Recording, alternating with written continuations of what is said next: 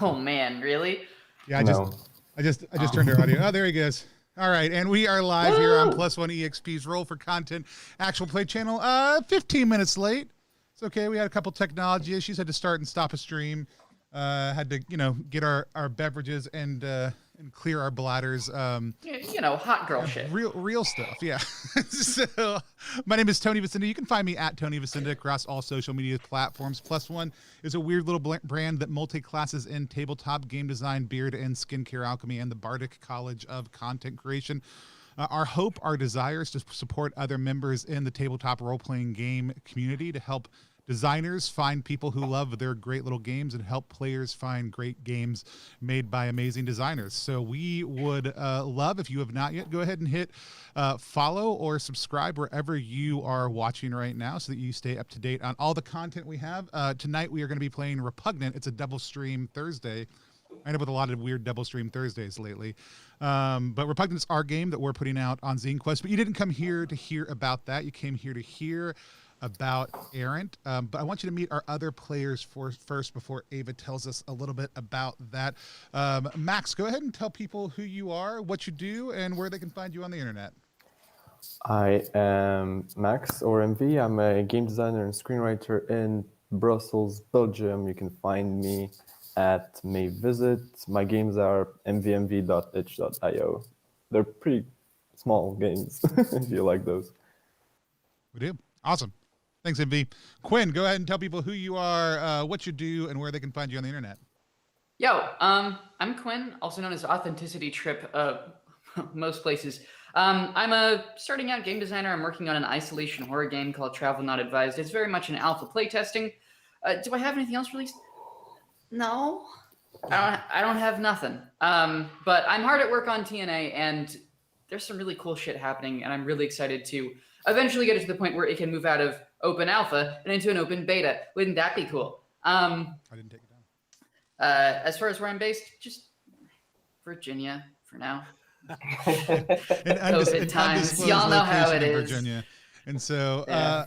and then one of our becoming more featured players, we've got Mike down below. Mike, tell people who you are, what you do, where they can find you on the internet.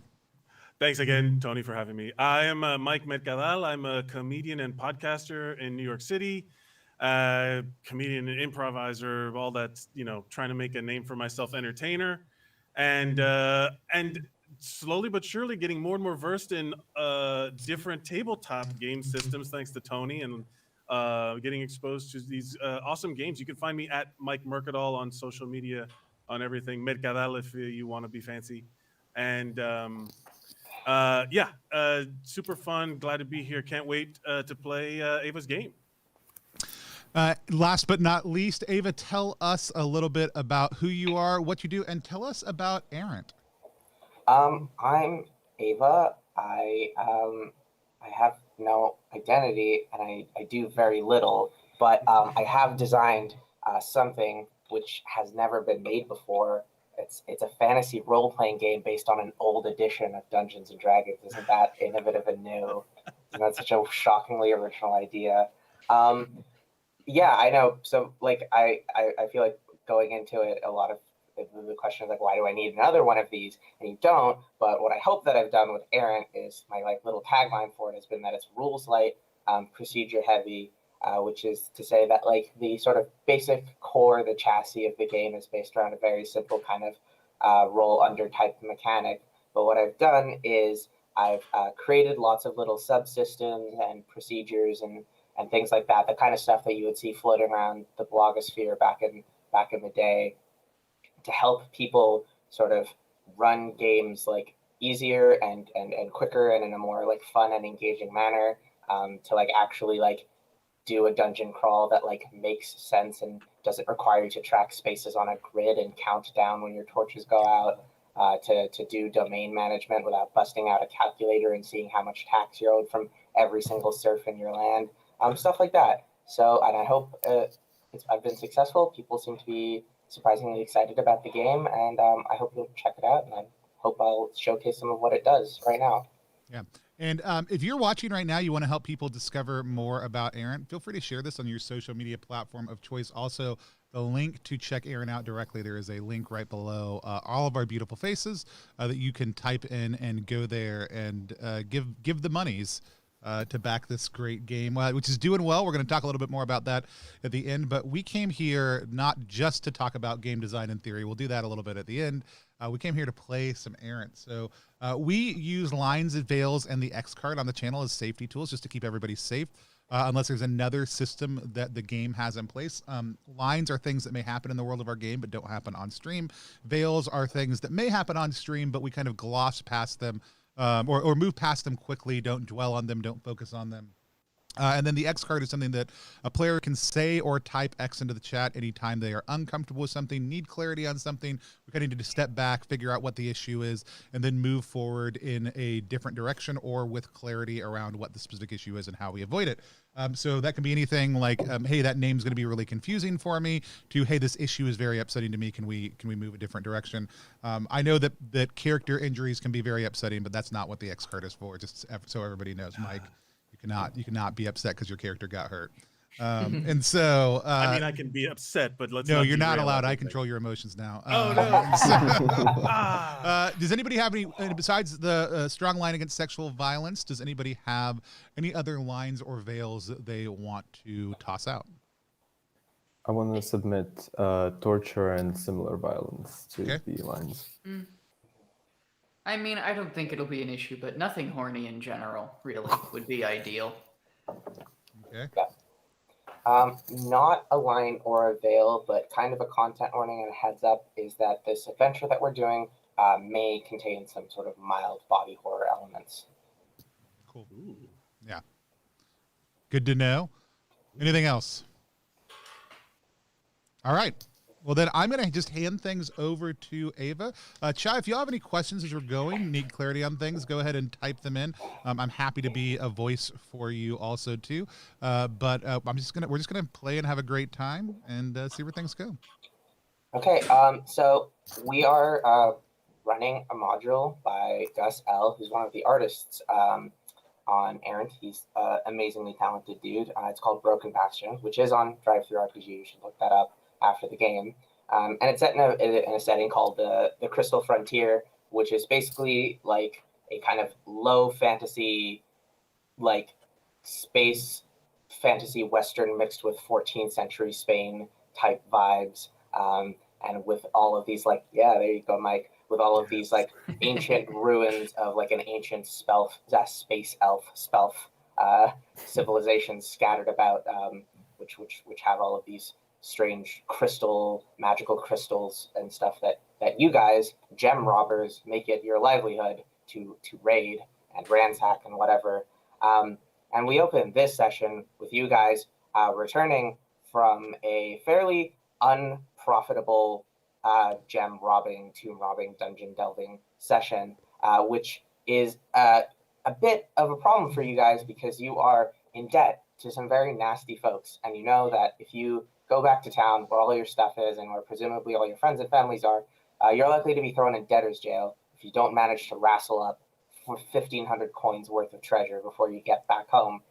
However, as you guys are trundling along the dunes, you see a edifice jutting out in the distance from one of the dune barrows. This giant, gleaming, glistening tower of pink crystal ahead of you, and you figure that you might be able to try your luck there, and so you make your way over there. And I think that's as good time as any to do some character introductions. I should come up with a character name. You let's go. Let's go, Mike. I do tell my players in my home game that like you can have a name, but I won't call you your character name until you hit level 2. Oh, interesting. Nice. Wow. You have to. I don't want to get emotionally invested in your character. It's like in the olden days, you don't name a baby until it turns 1 year old. It's just you've got to earn the name. This is exciting. So my character is half human. What's in this system known as adaptable. Just kind of a mix. Half human, half elvenish, space elf, whatever. He's not too sure about his origins, but He's in honor of my vest. He's got a lot of pockets. He's kind of like a slicked back, kind of greasy, wiry guy, and he carries on him a navaja, which is a Spanish style ratcheting switchblade, Nice. and he's he's what's known as a close-up magician slash gambler slash real crappy con man, and he's in debt to some bad people, and he needs to make some cash. And in this system, he's a deviant. He's a deviant, which is like It's like the how would thief, you the qualify? rogue. Yeah, I'm picturing him as a mix between a bard and a rogue. Like he's a smooth talker, but he'll stab you, slash you real quick if you get on him. And he's a close-up magician, so he's got a million pockets. He's got pockets everywhere. He's got everywhere. And his name is Maria Sebastian, and he has a very pronounced Spanish accent, like what I would be enjoying. If it is not fun for anyone else, it is a lot of fun for me. So, Mike, say your character's name one more time. Marius Sebastian. Marius Sebastian. Marius. Quinn, you want to go ahead? Sure.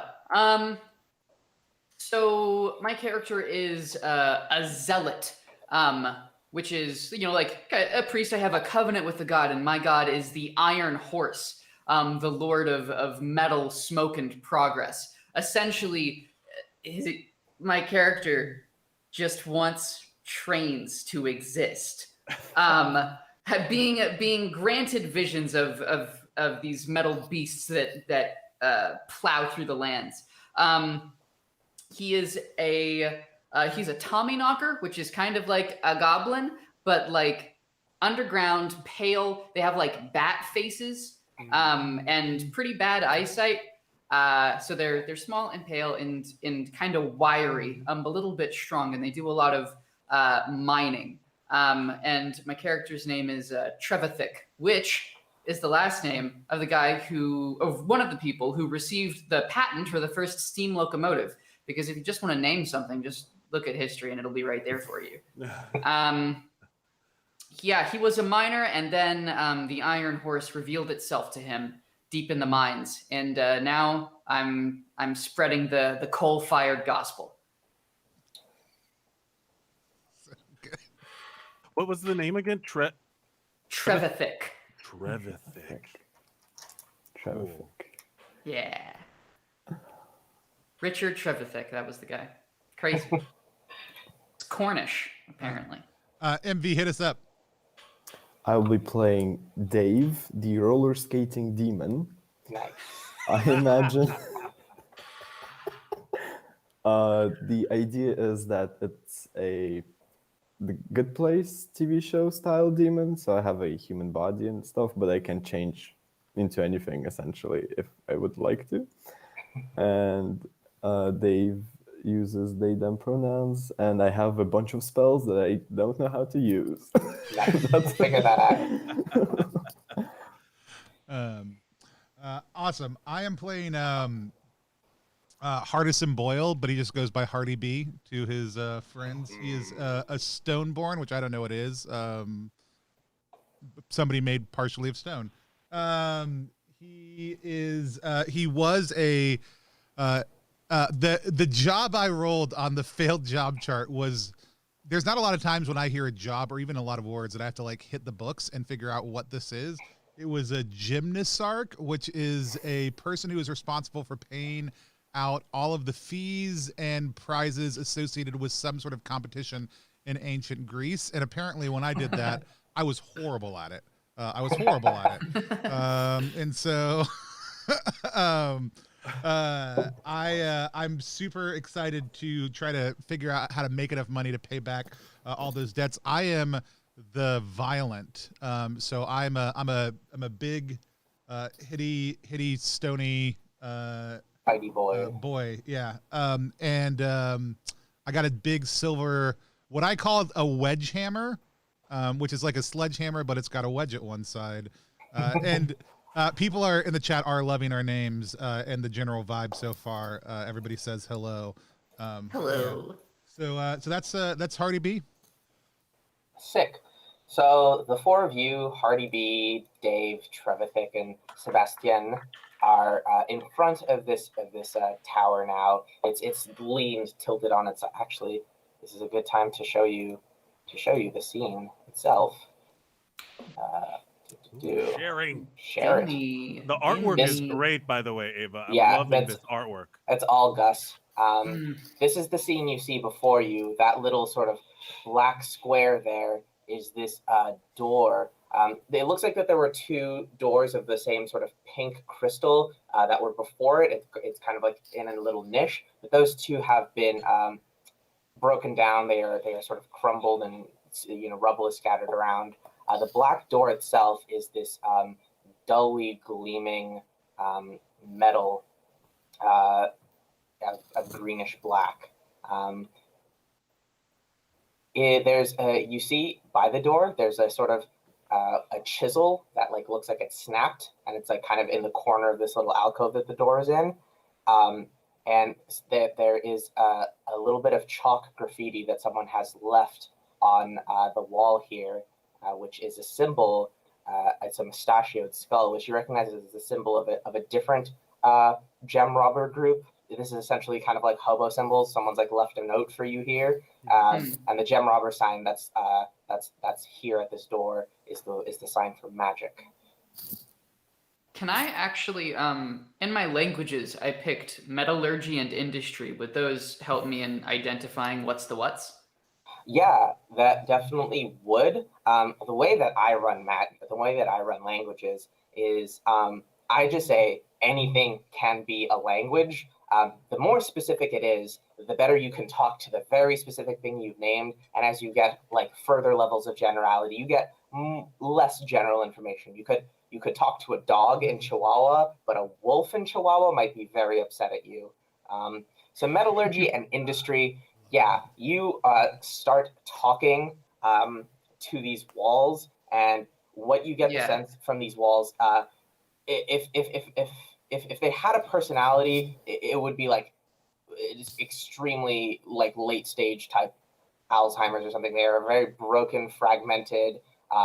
Very little memory remains. They talk to you in just snippets and fragments.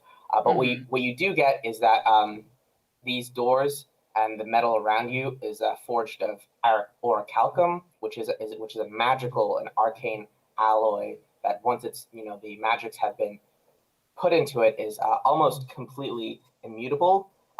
Only extreme heat or the power to dispel magic would return it to its natural state, which is sort of a copper bronze alloy. And what you get from this door is essentially that it is pretty much impenetrably sealed, but a sort of any kind of opening magic would give you access to it. You're the zealot, you're the Iron Horse, right? Yeah, I would say that for you in this case, since you're it doesn't really even require a specific spell to open, just a little bit of an influx of magical energy. So you wouldn't even need to perform a full miracle here. I'd say you could just like pump a point of favor into this door and be able to open it. Consider it done. Also, real quick, I want to Tommyknockers come from like some stories from like miners about hearing taps on the walls of the caves that kind of like were premonitions of cave-ins or sometimes led people further into their death. So I just want to real quick flavor whenever I'm talking to metal or stone or anything like that, I'm speaking to it by tapping on it. Yeah, they have really, it's like those bats that I have like a really like super long triple jointed index finger. And so I'm gross. Very cool. For people out there watching and for those of us not playing as Zealot, so do you get like a favor pool at the beginning? How does that work? I believe I have favor equal to my presence minus something. Do I remember that correctly? Presence -8. Yeah. Indeed. That's so that means I had 6 to begin with. So I now have 5. Yep. Boop. Boop, boop. So you pump a little bit of the magic juice into there. You call upon the favor of the Iron God and commune with this metal. You feel the connection to a once great and mighty empire that were champions of industry.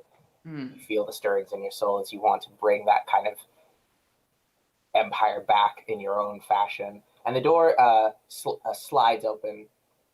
Beyond it, there's a small chamber. The walls are made of the same bare or calcum. They are bare, and in the center of the room there is a shaft leading down into the darkness. So there's a bronze ladder bolted to the side of the shaft. I would say that here, if you guys want to go down this shaft, some people are going to need to light torches, and we should also establish a marching order. You guys can usually go about, 2 to a file. So 2 people in front, 2 people in back.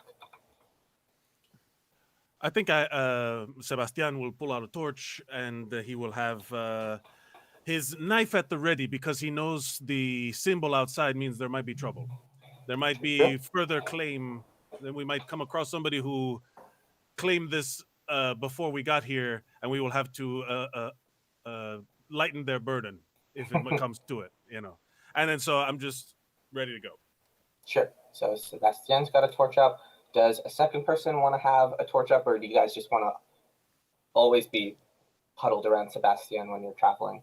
I'm gonna use both of my hands to have my wedge hammer ready, so I will not be holding a torch. But I'm also happy to be slightly in front of Sebastian. I'm no fool. I will take the assistance of this mighty rock person. Trevithick or Dave, any torches from you guys? Trevithick prefers to be in the dark when the dark is around. Can you see in the dark as a Tommy Knocker? I think that I still can't see, but I probably have I do minor echolocation things again with my fingers. So Sure. you can, in terms of mechanically speaking, I can quote unquote see about as well as everybody else. That makes sense to me. How about you, Dave? I will be in the back, and I'll be roller skating backwards. And I think I have a torch lit up, and just checking the back essentially. That makes sense. It's pretty good. You've got a torch in the front, torch in the back. Good standard operating procedure. A well-oiled spelunking machine we are. Right. So you guys go down this ladder in your marching order. Dave, you maybe have to be a little bit more cautious to put the rungs right in between the space where you don't have wheels on your rollerblades. But eventually you come down into, maybe after about it's kind of a Metal Gear Solid 3 length of a ladder. It's a quite deep down. But eventually you come into a pentagonal room. It's strangely dust-free. In this room, there are sort of cabinets, about 9 of them, lining the walls, maybe 2 to 3 per side. And then on the left and the right, there are 2 doors that lead out of this room. What would you guys like to do? Oh, and along the ceiling, you see these sort of strange. You can barely make it out at holding your torches at normal light, but just this sort of faint, shimmering, glimmering something catching your torchlight and refracting it up near the ceilings. As someone holding the torch, I would point out to. We might not be alone in here. Who can see? What is up there? If you want to take a look and you hold your torch a little bit up higher to sort of illuminate it, you can see that the walls are they have these rivets and buttresses and sort of girders crisscrossing them, and hanging from them are what looks like cocoons of some sort. They are made of some sort of material that is crystalline and glassy and sharp and glittering. They are all empty. They look like something burst from within, about the size of a small dog. Yay! I instinctively pull a little closer to Hardy B. Did they look valuable or just pretty sparkly trash? They look like sparkly trash from your estimation. That's just fun. We'll just remember that for later. these cabinets, do they have an easy way to open them or an evident or obvious way to open them? Yeah, they they're like kind of sort of transparent, like kind of just like open lockers like that.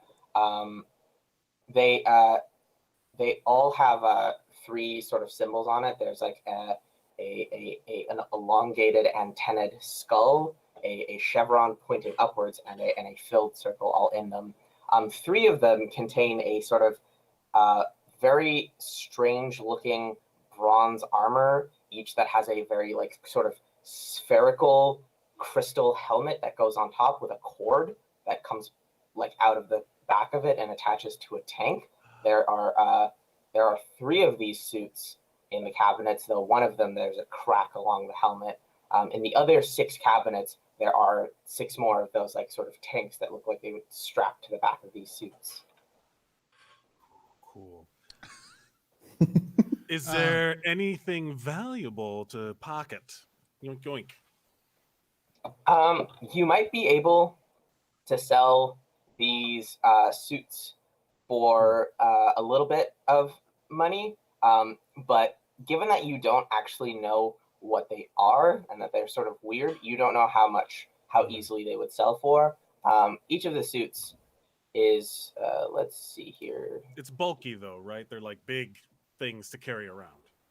Yeah, you could sort of pack them up and disassemble them a little bit, and they would take up about 3 slots. Can I ask item slots? Can I ask the suits real quick with metallurgy just to see how much they're worth? These suits, they sort of give you a very kind of like their personality, what they communicate to you is like a very sort of like they're very like rigid utilitarian objects. They don't like estimate themselves in terms of value other than the function that they can perform. I see. Which they will kind of like inform you what it is, which is that they're essentially spacesuits. They're void armor that let people traverse airless environments. Are suits such as this common enough in this setting that it's just like one of these? Not really, no. I guess they might have been. They might be for anyone that's been in some of these spell ruins. They might have found a couple of them before. But yes, you could probably sell them as a curiosity. Let's say that a suit would fetch about 100 pennies, 100 coins. The cracked one maybe a little bit less, and each of the oxygen tanks could get you about 50 coins if you wanted to take those. Yeah, I think I turn back to them having on the suits, and I go, take one.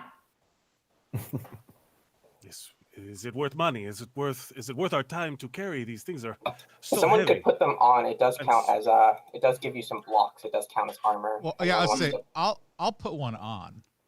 Sure. It counts as brigandine. Fills up 3 slots. It gives you 6 blocks. And these are the number of item slots we have, right? Yeah. Based on our physical status. Based on your phys attribute. Yeah. So it's 3 slot armor, but it gives me 6 block. Yep. Plus 6 to blocking.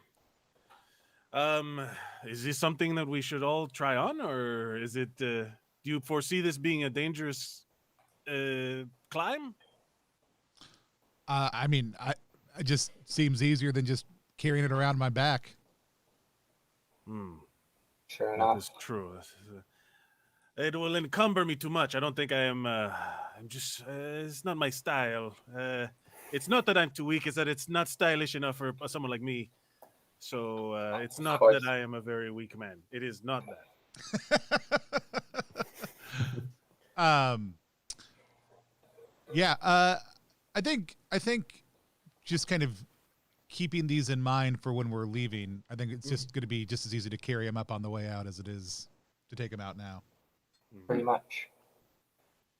So other than that, there are the 2 exits to your left and right, the 2 doors that you guys can look at. Trevithick, do you hear anything either direction? Do I? Let's see here. So you're listening at both doors. do. We're going to say that listening is going to be a turn. So, Quinn, why don't you roll me a d6 and we're going to see what happens as you listen at these doors carefully. That is a 6. That is a 6, so nothing happens. You guys got lucky with that one. You are listening at the door going to the left, and sort of with your little echolocation and stuff, you pick up a very faint skittering sound from that room. The other room does not appear to have any sound within. Sounds beyond. And I guess after listening at both, and there's one that's quiet and there's one that's noise, I'm just like, and I just go back over to the one without. The other thing that you notice when you're at the doors, they each are carved with triangular motifs. They don't have handles. They look like sliding doors. It does look like that they were meant to open kind of like the one that you guys came in through automatically, but they are now stuck. You'd probably have to pry one open along its tracks with a pry bar. This would probably be extremely noisy if you didn't grease the tracks up beforehand. Aha. And the grease becomes... If only somebody had given us grease and a pry bar before. Sebastian produces the pry bar from his kit and hands it over to you're the strongest, right? I mean, I don't know. That is the role that I definitely moved my highest stat to my physical. I will hand it to you and be like, if you would, sir, please. Okay. Do you guys want to grease it up or just... Unless somebody says something, Hardy B is already opening this thing up. Okay. Trevor think is gonna... I know that, Dave, you've got some grease on you, right? I will use my grease on my wheels. You took it entirely for selfish purposes. I will say that you only need a little bit of grease for your wheels. You've still got most of the tub left after you do that. Your wheels are perfectly oiled and maintained. I just imagine all of us, man, if only we had some grease, and then we all turn and look, and Dave's just there with his foot up. Have you guys seen, it's like, have you guys seen that one YouTube video of the baby that's just like covered in peanut butter? The mom's like, does that feel good? And he's like, yeah. Just you turn back, Dave's covered in the grease. Okay, so I mean, nobody has said still that they're going to grease the door, so I'm just going to assume it's gonna. If Dave doesn't, I will. I also have some grease, but I just wanted to shout out Dave so he could do something if he wanted. Okay, you guys grease the door, and it takes a little bit of effort, but you're able to pry it open and reveal the next room beyond. This is a sort of triangular cell-shaped room. In the middle of the room, there is a sort of purple glow emanating from a circular opening in the floor. The light in here, that like purple glowing light, reflects on a humanoid figure that is standing in one of like sort of two little niches, alcoves that are set near the doors of this room. It does not appear to be moving. I hand the pry bar back off and point my wedge hammer towards the humanoid figure and start to kind of move slowly towards it. So you take a look at it, and as you get closer, you notice that the walls around here seem to have been damaged, like fairly significantly. A large amount of force has crumpled the walls. Plates and buttresses and beams are all hanging at odd angles. Rivets that once held them have flown out and gouged the walls in other places. And what you see is what looks like the broken remains of a giant robot, essentially. It is its armor casing is dented and like filled with small little holes, and all of its sort of interior circuits are all perforated and burnt. And this is what it might look like if it was active.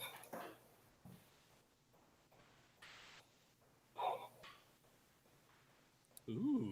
Nice.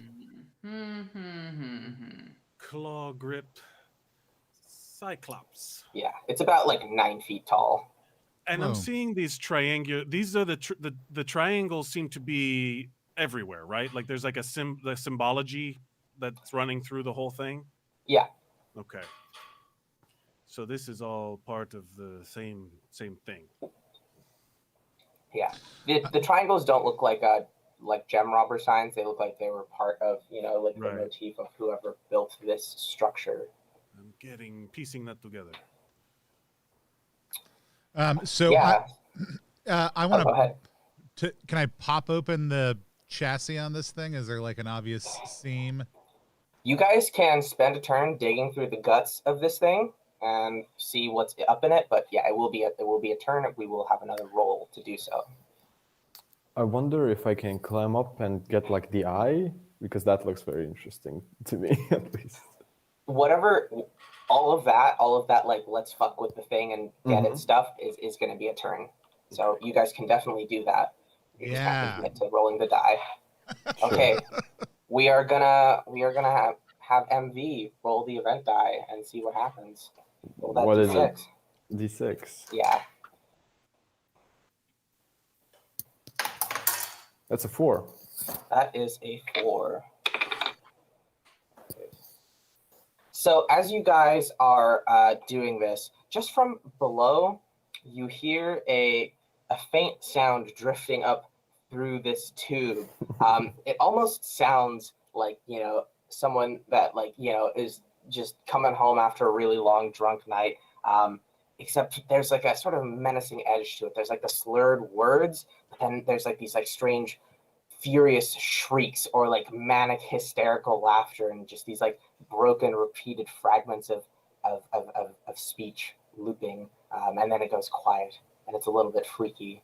But yeah, you dig through this creature's guts and you find these 2 small little egg-sized glowing crystal shards. They are oculith sparks. They are worth 100 coins each, and you can also crush one or use the energy in it, and recover a spell slot. Ooh. Well, these are very much more pocketable and valuable than the giant suit of whatever that was. So these, we definitely take these. Yeah, For we'll sure. hand them off. Each one would take up about half a slot, so 1 slot for Oh. both of them.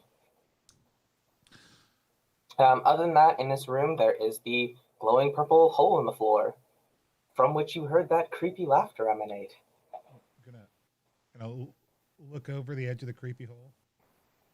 You look down the edge of the creepy door. You see a room below. I am assuming that you have Seb coming to look down the torch. It's very dim. You can only barely see like the impression of a room below. You maybe see a like scattered saber on the floor below this tube. And you also feel like kind of a very faint, pleasant, like, when you're near like an MRI machine or whatever, and you feel that little vibration on your skin or whatever, just like a kind of faint, pleasant hum emanating from this tube that you can feel like making your skin a little warm and prickly. Doesn't feel bad. It feels kind of nice. Description. Yeah. That is great. And I kind of like nod my head towards the hole. How big is it in like diameter and everything? Probably, I'd say like 5 feet, enough for like a person to go down and then have like a fair amount of clearance. You could stretch out your arms and T-pose down. I wonder if I can like roller skate down. Do you want to try? If no one's gonna stop me, I might. I mean, we have rope. We could probably probably give you the end of a rope and I roll politely reject. roll you down and then roll you back up. Yeah. Um. Yeah. We'll start tying the rope. To then make our way down, anchoring it to the heaviest. Maybe the Maybe robot. the robot. Yeah, the robot was really heavy. Maybe I'm light, so I'll just kind of like anchor it off that. You do that. You go down. You go to spelunk down, and then you actually just before you kick off, and then you Wait. just actually. Oh I'm yeah. sorry. I don't want to. I don't. Oh, you Does don't want Dave? to. No. Does Dave just do? Because I thought in my mind we're starting that process, and Dave's like, "See you, losers," and then just does the Yeah. thing. If that's the order of Exactly. operations, and Dave is roller skating down while you guys are tying the rope, Dave is roller skating down You- instantly. you roller Yeah. skate down, and you kind of like go off the lip, and then you like Wile E. Coyote are suspended in the air for a little bit, and then you just float gently down to the Oh. floor below. I guess you can. You have You can come enough down, time to guys. do like one flip or twirl or something as you do one cool spinny. Oh no. Oh. Okay. I'm floating in space. Yeah, I guess we all. Sebastian follow suit. I'm like, well, I'm not gonna leave my rope up here, and I untie it, and and I. And Yeah. I Okay, maglev myself. I MRI myself down through the tube as well. I Nice. definitely so this is going on and you guys are like making these sounds and floating down. Trevor that can't see it, so I tug on Hardy. I'm like, what? Safe? Yeah. I mean, he's floating. I jump in.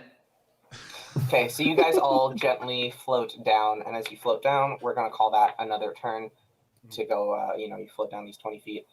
So Quinn, how about you? Have you rolled a d6 already? I have. It could be. Michael. I think Mike. Yeah. Yeah. Roll me a d6. Let's see what happens here. Come on. Another 4. Another 4.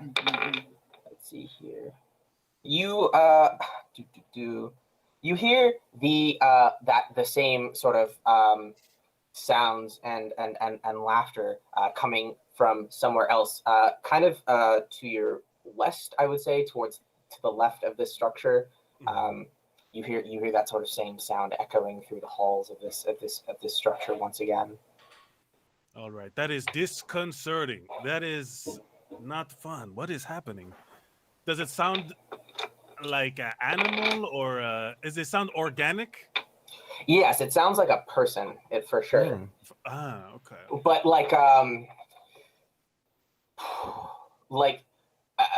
it sounds like a person. It does not sound like a safe person. It sounds like a person who has maybe had something severe happen to their mind or their personality or their soul or something like that. Someone who you would see on the street and you would be like, I should maybe call someone to deal with this guy. He seems like he's having a bad time. Marius is like expressing discomfort at the laughter. I'm just like, what is wrong? He sounds like he's having a very good time. I mean, it sounds like this person is in anguish, maybe. I understand the things are a little different for you, but that don't sound good. That does not sound. I'm worried either for us or maybe we should go help them. I think it is simply a party. Well, if it's those other, do we know the names of the competing group, that mustachioed skull? The graph robbers. I will say, because you guys got the impression, it doesn't seem like that they came in here. It seems like that they tried to get here, opened the door, couldn't, and then left a little message for whoever next came, being like, you need magic to open this door. You can't lock it or whatever. Gotcha. Well, we have to assume that we are the first ones in here in a long time, right? I mean, yep, that is the impression that you get. So whatever is in here has been in here an equally long time. Yeah, that's crazy. That's bad for this thing to have been stuck in here in prison this whole time, or who knows if they're imprisoned. Oh, man, we gotta. What do we know about space elves? Like, are they around still, or are they an ancient They are race? they are an ancient civilization. They're not around anymore. They're just the remnants of their stuff is just scattered throughout the Crystal Frontier, essentially. Did they live a long time? Like, not as a race, but as individuals? Yes, Okay. space elves, spells. Spelfs. Spells. Well, we should continue on. We have a job to do. Yeah, I gotta get out of my head. We have a job to do. What's in the room? What's the room we're in like, or are we still coming down into that? You guys come in here. This looks like it was at some point a armory of some kind. There are arms and armor that is strewn across the floor that have fallen off of weapon racks. There are open equipment chests scattered around the room. There is a door sort of leading out of here to the left, and in the center of the room there is another sort of tube like the one you saw before. This one is not like the one that you came down from, but this one is not glowing. The walls around here show similar signs of like sort of damage as the room you just came from, but it is not as severe. I'm gonna check out them arms. Yeah, so there are in the room 16 ranceurs, 16 sabers, and 16 bucklers, which are actually we can do this, but we're gonna have a turn pass to deal with looking through all of this stuff. So Tony, why don't you roll me a d6 and see what happens? Dice. Another innovative concept that Errant has pioneered is random number generation through polyhedrals. I got a 2. You got a 2, which is a rest or gain a point of exhaustion. So just sort of the effort of being in here, of spelunking down a little bit of your long ladder climb has worn you out. And you're like, yeah, I'm gonna go look at these weapons, but then this wave of exhaustion overtakes all of you. So you guys could either choose to forego this turn and rest, but that means next turn you'll be rolling 2 event dice instead of 1, just to represent the fact that you're making yourselves kind of open targets a little bit. Or you can each choose to take a point of exhaustion, which will fill up an item slot. We need to be able to carry as much as we can out of We here. do need the item slots. That's correct. So you guys take a small rest. You sit down, you catch your breath, you sort of Break my decompress, rules. and then you manage to do your looting and searching of the room. Which, as I was saying, yes, you find 16 ranceurs, 16 sabers, and 16 bucklers, which are small shields. There are also 10 helmets and breastplates, paired suits of armor. Now, we all know what a rancer is, but for the viewer, could you... A rancer is We never want anyone to feel bad. It is a who has them? It's Raphael in the Ninja Turtles. He has the size. It's just like that, but it's a pole arm. It's at the end of a long stick. Gotcha. Okay, cool. Cool. Okay. Yeah, we all... Yeah, of course. Of course. Yeah, I mean, I don't know. It seemed like, why tell us things we already know? But yeah, sure. yeah. Right. It's not an old school. It's not an OSR D&D games if we don't describe pole arms in incredibly specific Real detail. granular. We get real granular with it. Yeah. At this point, where I'm just like chilling. I have a deck of cards or something, and I'm just like, whatever. While we're hanging out, I'm like trying to practice the thing, like Jimmy Woo in WandaVision. I was like, thing with the card, trying to do a new trick. Real quick, what do you call it when like somebody does like a silly thing that reveals a rancer out of nowhere because the fans demand it? Ran service. Ran service. Oh no! It's a good one. Is it? It's a good enough one. Why not? It'll do. It happened. Yeah. I don't make a lot of puns, so. Yeah. So these look like that they'd fetch, a decent amount of money, like all of it together. The problem is that it's a lot of bulky stuff. You know, the Rancers are 2 item slots each. The Sabers and Bucklers are 1 item slot each. A helmet is 2 slots. The breastplates are also 2 slots. So there's a lot of it. It could be valuable, but if you guys want to cart this stuff up, it'll take quite some time. Yeah. Yeah. And is that what's in the chests also too? Yeah, that's like you've Cool. thoroughly searched the whole room, the weapon racks, the equipment containers, and whatever. You guys are also free to put some of this armor on or take any of these weapons. Yeah. I'm looking at a buckler. Would that because I have A buckler takes up 1 slot and it gives you 3 blocks. I would pick one of those up for sure. Something that I could use to defend myself. I don't really have a lot of defensive capabilities right now, so I'll take one of those. Oh, the chat is demanding more puns. Uh-oh. No, that's Yeah. really not what I wanted to happen. Oh, you summoned it into existence. Sorry. No, You don't what have I choose your done? destiny. Your destiny Look what you have chooses wrought you. on us. What have I done?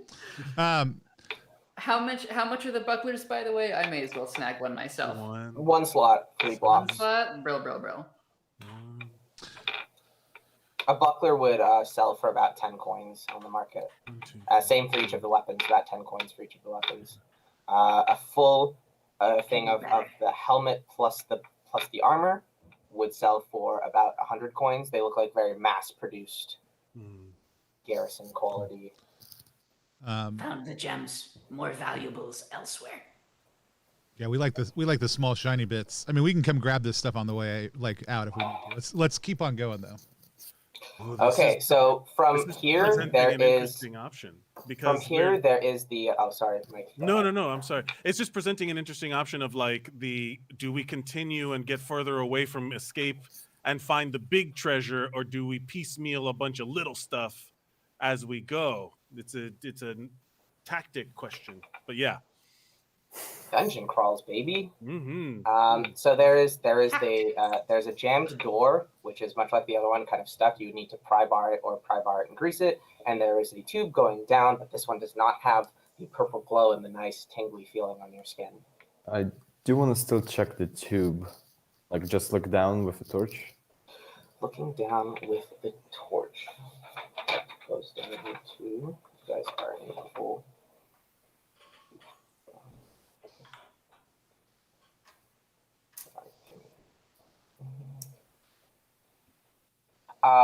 You look down there and kind of you catch a very what looks like you see a foot. You see just like a shadowy the impression of a foot. It's not moving. Standing Spooked. or laying on its side? Laying on the ground, like it's like as if someone was sitting on the ground, Taking a nap. pointing upwards to the sky. Can I call out? Just hey, whose food is that? Yeah, you call down the tube. Hello, There foot? is no response. But as you do call out, the door in this room screeches open, Oh, no. and you hear Titanic stomping, and entering the room through the door is the same robot that you saw earlier, except this one is active and moving, and it's in this room and it's in front of the doorway. And I mean, I feel like that's as good as time as a break for any, right, Tony? That sounds good. Thank We're gonna Robot Cool. attack. We're gonna take a short little break. We're gonna be back in 5 minutes. We're gonna come up with some really good puns. If you have puns about anything we've seen so far, go ahead and drop them in the chat. This is just our chance to get up, move around a little bit, stretch, use the restroom if we need to, and then we will be right back. We are playing Errant currently. It is 10. It is well, depending on where you are in the world. It's 10 minutes after the hour, no matter what. We're gonna come back at 15 minutes after the hour. Go check out Errant at ttrpg.link/ErrantKS. What are you pointing at? I'm trying to point at the link. It's somewhere Yeah. along the line. It is down below all of our beautiful faces. Go check it out. While you're there, if you want to go check out Repugnant also too, you can. But we'll be right back to play more Errant in just 1 second.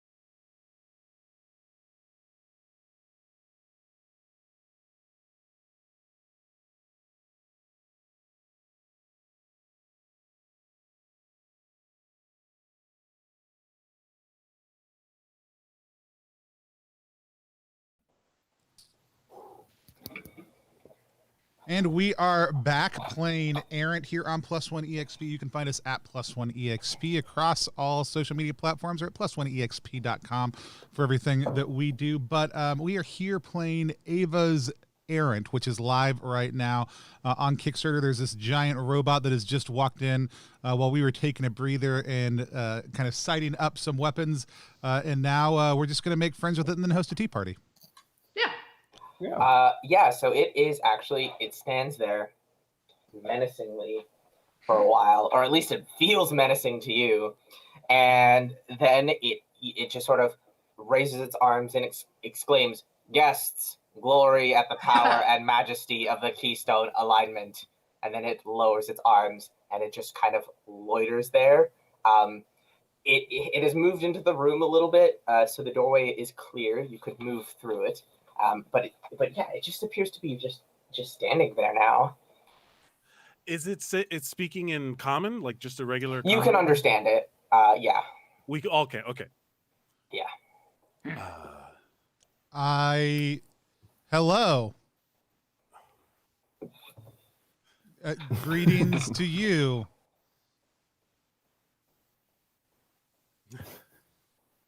It really doesn't do much except just kind of stand there. You hear its little whirs and mechanical clicks and pops, the sort of faint like computer sounds when you're trying to sleep. Is it blocking the door? It's a little bit in front of the door, so you could go to the door, but you'd have to like sidle right past it to do so. Is it tracking us visually? Like if I do one of these, Yeah. It is. Okay. Yeah. What's the like distance between the two legs of it? The distance between its two legs. Oh Yes. boy, let's see. I know. 9 feet tall, right? I'm about 1.5. So let's say like 2.5 feet up just about. That's human. That's Yeah. even with. I think that like my normal foot stance is about like 1.5 feet apart, and so if it's like 9 feet tall, it's like about like 1.5 times that length. This is what rulings, not rules means. Yeah, it's a lot of very important questions. You know what I'm doing. What I want to propose? know. What I want to propose is this is not maybe the first time we've done this, and maybe you and I have a thing where you'll sometimes grab the end of my wedge hammer and I will like slingshot you forward super fast. I'm going to try and pull its attention with like a little bit of like in really fancy, almost like bullshitty Elvish, and just be like, yes, the thing you said, the crystal, what is it? Keystone. The Keystone alignment. The Keystone alignment, of course. Thank you so much for protecting the keys. And I'm gonna like. Mike, what exactly are your proficiencies again? Which two did you pick? Or which... Sleight of hand and speechcraft. Sleight of hand and speechcraft. That is interesting. I'll tell you. I'll say this straight up right now: is that you can like sort of bullshit and do all of those things, and it won't sort of track you any more than it does anyone else. So because this is whatever its programming is. You could try to make a wager here to like fully distract it and come to you.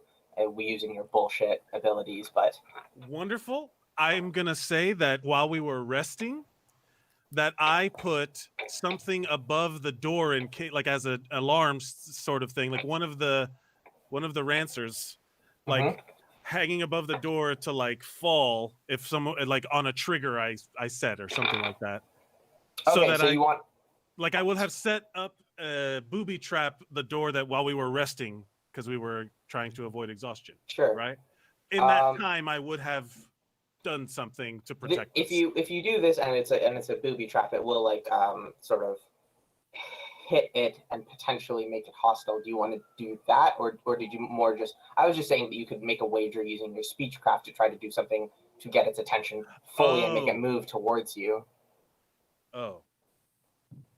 It's up to you. What did you have to say, Quinn? I have another idea. Like if you want to do the wager and like take that spotlight, go for it. I was going to say though that I could also try to like if we're all working together on this on this roller skate slingshot, then what I could do is I could try and one of the things that I can do due to my covenant with the Iron Horse is I can manipulate smoke. So what I could do is I could take the smoke from the torch and I could try and hide Dave with that smoke so that it couldn't watch it, which might make it easier for you to distract it with some regular speech. But if you want to go for the wager, we can do that too. I like the idea of the team. Like we all Yeah. have a thing. Like Power you, Rangers you, style. you distract, they obscure, and then like we slingshot Dave underneath this robot's leg. A well-oiled machine, like it's our job. So Uh, many points of failure. I am absolutely okay with that. We'll have the roll for the miracle from Quinn. That's going to be 2d6. Certainly. 10 plus will be a straight success. 7 to 9 will be you'll have to make a pact with your god, and you can commit any amount of favor before the roll to increase the roll by that amount. So essentially, the function of a pact is like if you roll 7 to 9, it'll succeed. The pact isn't going to come into play in this session. It just means that like this afterwards, the 7 to 9 is locked out. It won't be a success for you anymore. Do you know what I mean? Oh. So you can make Okay. one promise, and until that You promise can make is one done, pact. You can't make another pact until you've cleared your pact. Okay, tell you what then. I suppose I will use a favor. How many? Just the one. Go ahead and roll Same. 2d6 plus 1. 2d6 plus 1. That is a 7 all told. That is a 7 all told. So How do you we- how do we feel use that the one? gong. Oh god, my cats are fighting. You feel Oh, the no. gong from your god come down, and you Mm. feel the weight of that. You'll have to take some undefined pact in the future, but this does work. The smoke billows forth in great gouts. Need to grab your name here. Hardy B gets the wedge hammer. Dave is roller skated. Sebastian is doing some magic tricks and other stuff to all distract the creature. pockets.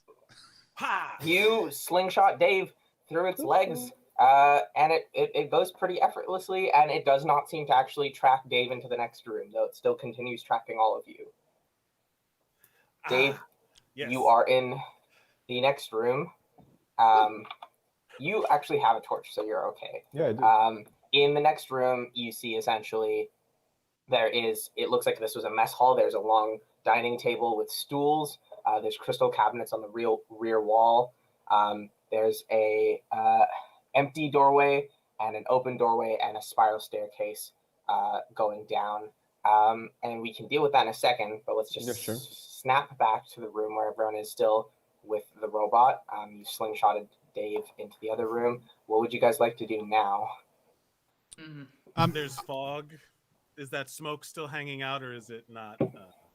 Yeah, we'll say that the smoke is still hanging out. The smoke is still hanging out. It'll probably last for until the next turn. We'll say Okay. that whatever you guys do after this, then we'll roll the next turn.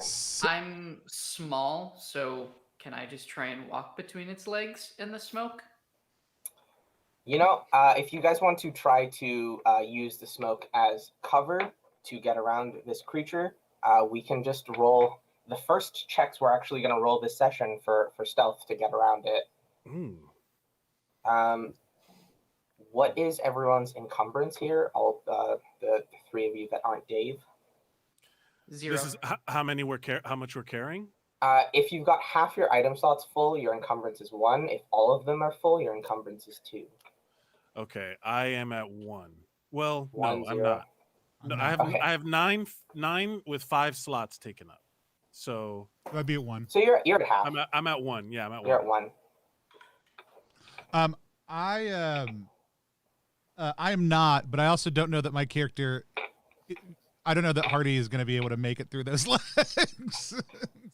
Oh, I'm not, There's room to like also try to sneak Okay. around its side rather than go through its legs. I will say that the smoke cover gives you guys a little bit of a reduction there. So you guys would just be rolling straight skill checks, DV0 equal to or under your skill on a D20. Let's see if you get around. I'm gonna go kick this cat out of my room. Okay. so equal to or under our skill. Yep.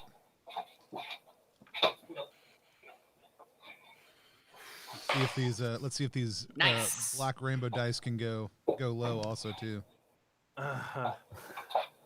So if I'm encumbered, I add to the score. You add 1 to the score because Mhm. you're trying to go under.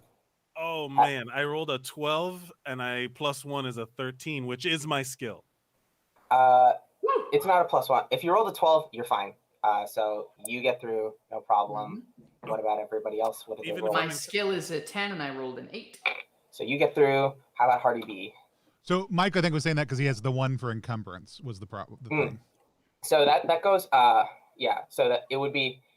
You don't add it to the roll. It's like the bottom end of the roll. So if you rolled a 1, but because of the smoke, I gave you Gotcha. guys a -1 to balance it out, a -1 to Sure. DP. So Cool. so it was just a straight check above 0 equal to or under your attribute. Gotcha. So no worries there. Yeah, I'll go ahead and slide around also too. Give me a skill check then. D20. Oh, I rolled a 3. So Okay, so everyone actually manages to take pretty good advantage of this smoke cover and get behind this this creature, and it doesn't seem to track you into this next room. Although now we are going to go to the next turn. Who hasn't rolled the turn dice yet? Is it Tony or Mike that I missed? I think we all rolled once. yeah, I think we've all done at least We one. all rolled once, so we'll start back again with Quinn. How about you roll me 2 event dice this time, a 2d6, Right. and give me each Oh, result. boy. It's a 5 and a 1. A 5 and a 1. Are we rolling more because of the amount of turns we've spent in here, or because It was The because you rest. guys rested, and the Because rest of the gives rest. you +1 forward on your next event Mhm. dice roll. Gotcha. Exciting.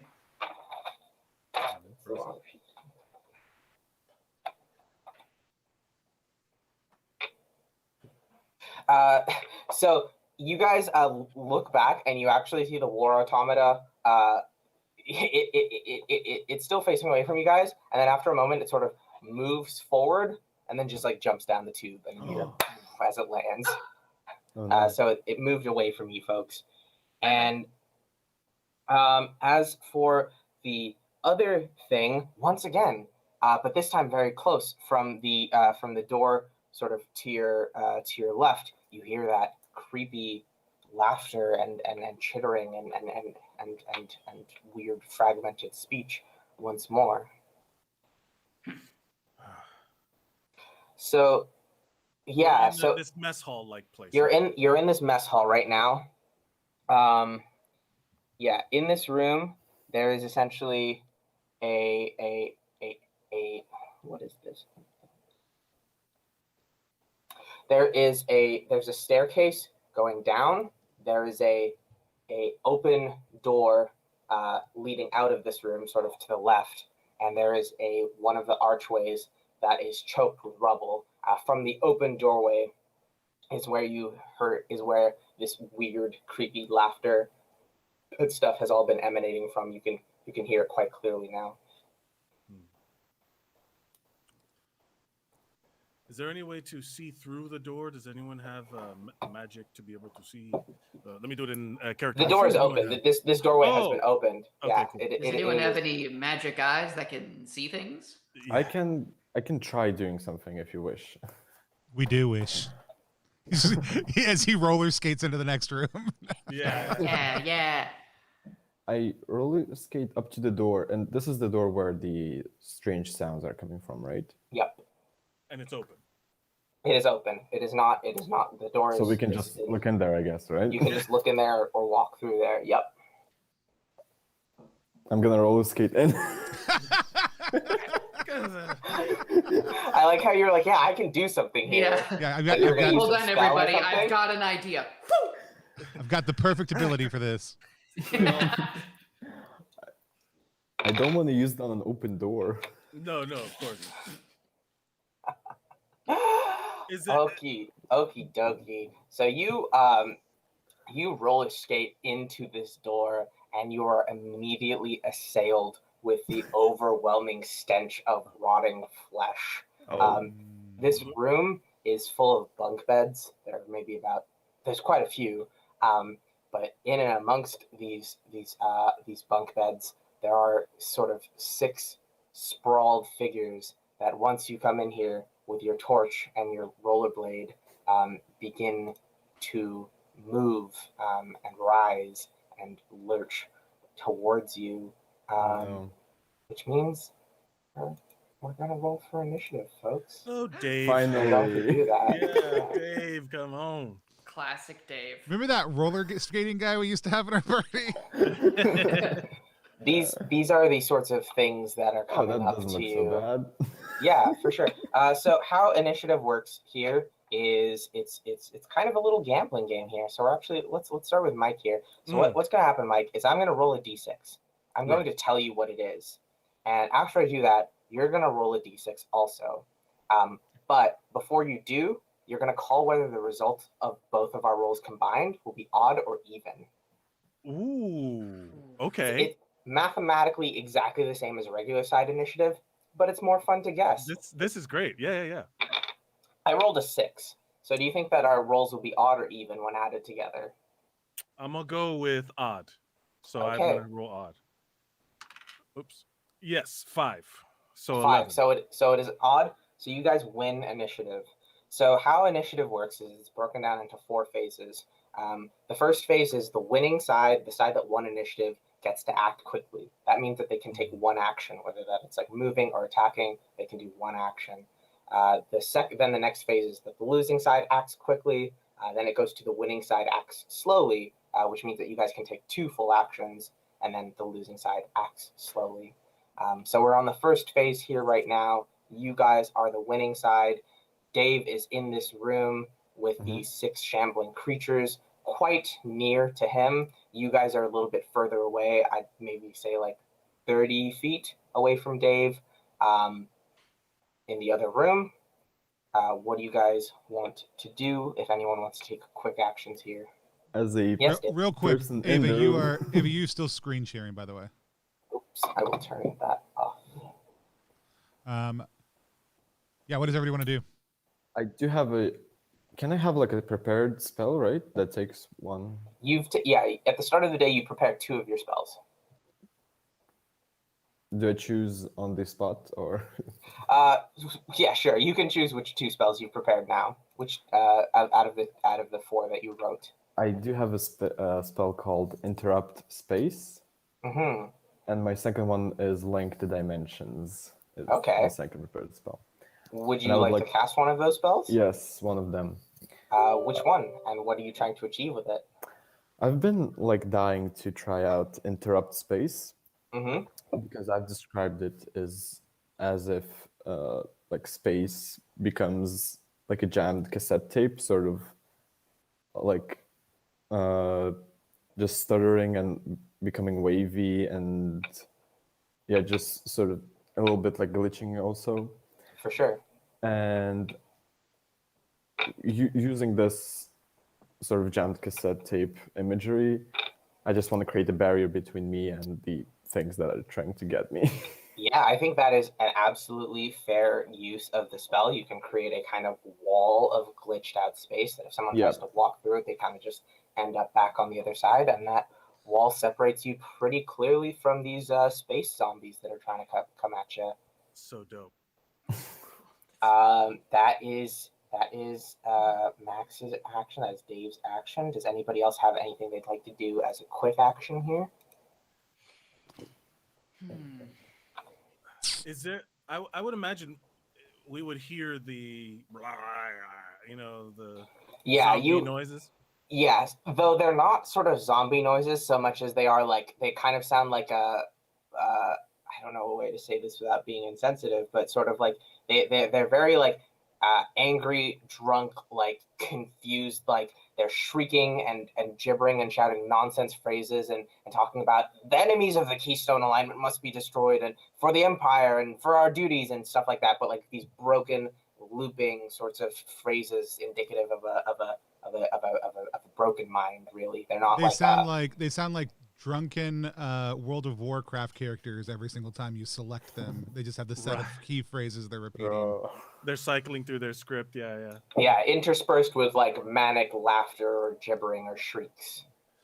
I want to move over towards the door as we hear this kind of noise get up. I want to put down my Like I want to set my my wedge hammer down next to me.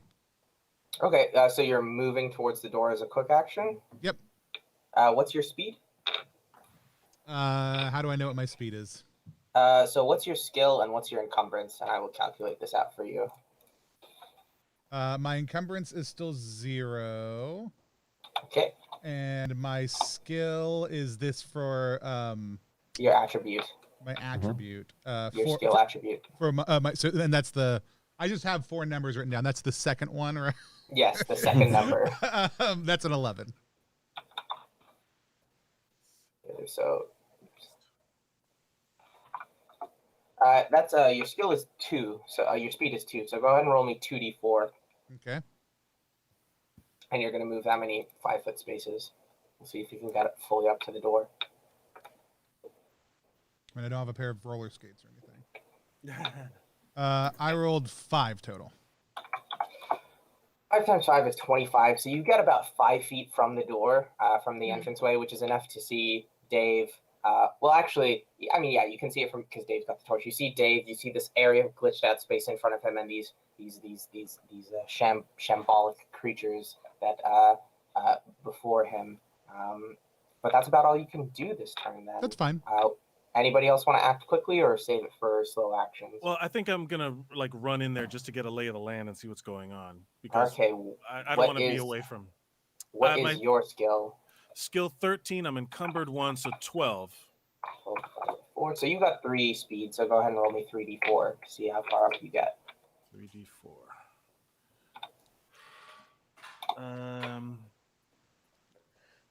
4 plus 7. 7 times 5. You can get fully up to the door. You can even get into the doorway and stand up right next to Max if you need, or to Dave if you need to.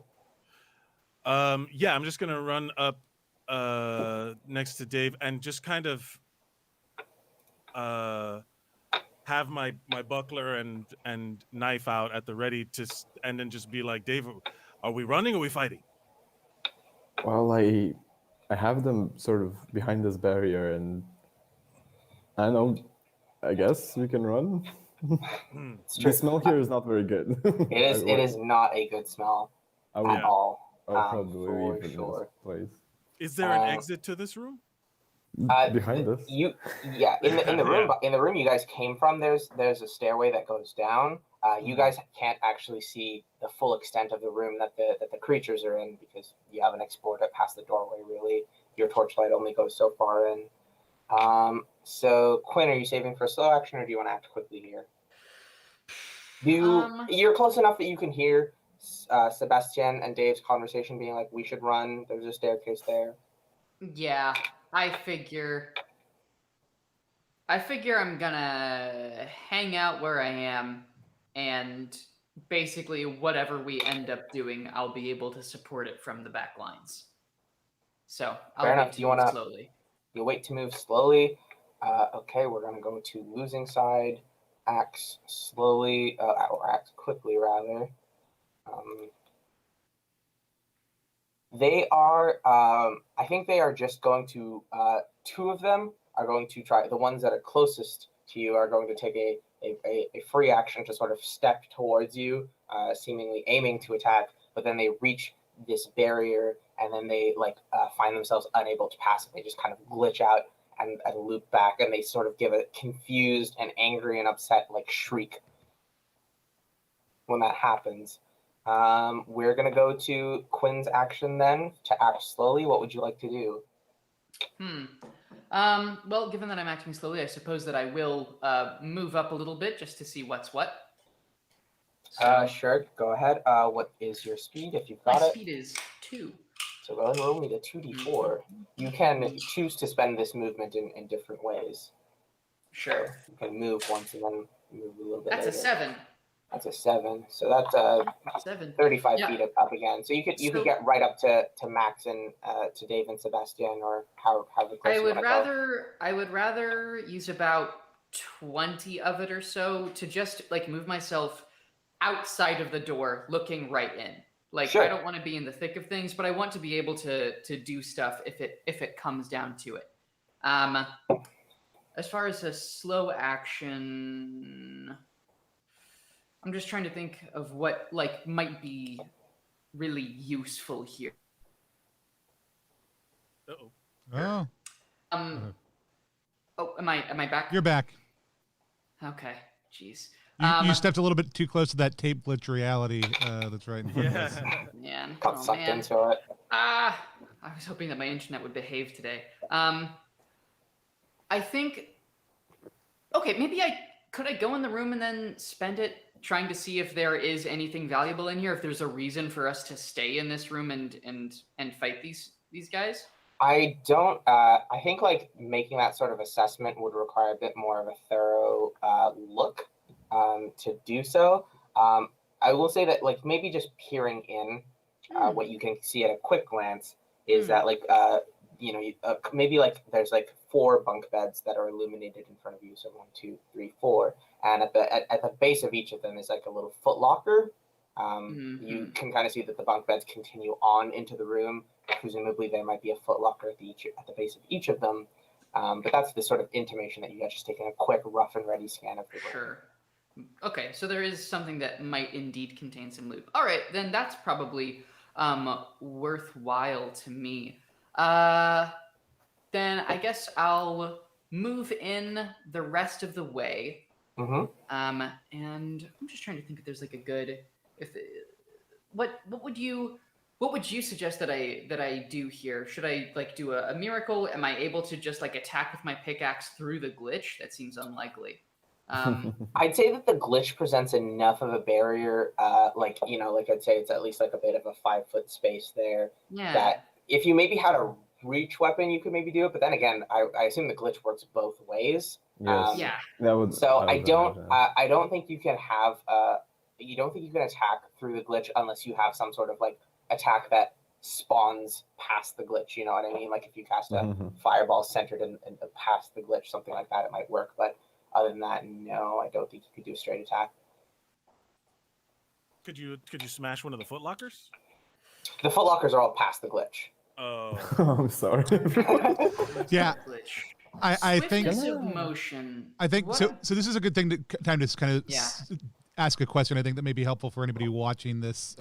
So you kind of craft spells whole cloth whenever you make them, and then describe them narratively, which I love. Do we know how long this glitch is going to last? Miracles and spells have a duration in exploration turns, like in your longer dungeon turns. That's determined by the die. So this is going to last at least a couple of exploration turns. Like so you're looking at the scale of like 10 or more minutes. Right. Quite really. Oh. So if you guys wanted to, right here, you could like disengage from combat entirely. These guys are barriered out for a while. You could go down the stairs or even close this door behind you. I would say that this glitch gives you enough affordance to do that if you want to, unless you want to try to remain in combat and find a way to attack them past the glitch. Also, Dave, you can drop it at any time you want. Is there any? Can we see any? Is there maybe a door on the other side of this? Is there You another can't way see. in? You can't see You all can't the way see into it. the room. Too It's dark. I look. One thing I'll say is that this feels like a barracks. I don't know if this is where they would store loot. This feels like Yeah, this is very clear, like because that was a mess hall that you just came from. This has bunk beds, so yeah, it very clearly has the feel of a barracks. Yeah, I think it's just a call for us to make. Do we want to have Dave drop the barrier and fight these things, or do we want to back up, close this door? I am very brave and strong, but it's not that I'm afraid. It makes more sense for us to. I'm still very brave and would be willing to fight absolutely, but we should probably, You know what? Dave roller skates away. How roller does Dave skated roller in. skate downstairs? What does that That's a good look question. like? Very Because you carefully. clearly do it. There's a second room, right? Have you guys seen? There's the mess hall that you guys came from. There's this room, and then there's stairs going The down. stairs that you going haven't down. explored. I like to imagine it. Have you seen that Jean-Claude Van Damme commercial where he's like doing the splits along two trucks on the road? I just like to imagine that Dave just does the splits along a stairway and then just rollerblades down the walls. Yeah, I think it depends on the scenario how Dave gets downstairs. It's all about the environment. You know what Dave can do. Are we going downstairs? That's my question. Yeah, let's run these monsters. I would, and we should probably close the door Yeah. behind us. Yeah. I might want to take I don't know how you want to do this, Tony, but we're coming up close to 2 hours, and going down the stairs would be like a fair bit more adventure. Yeah.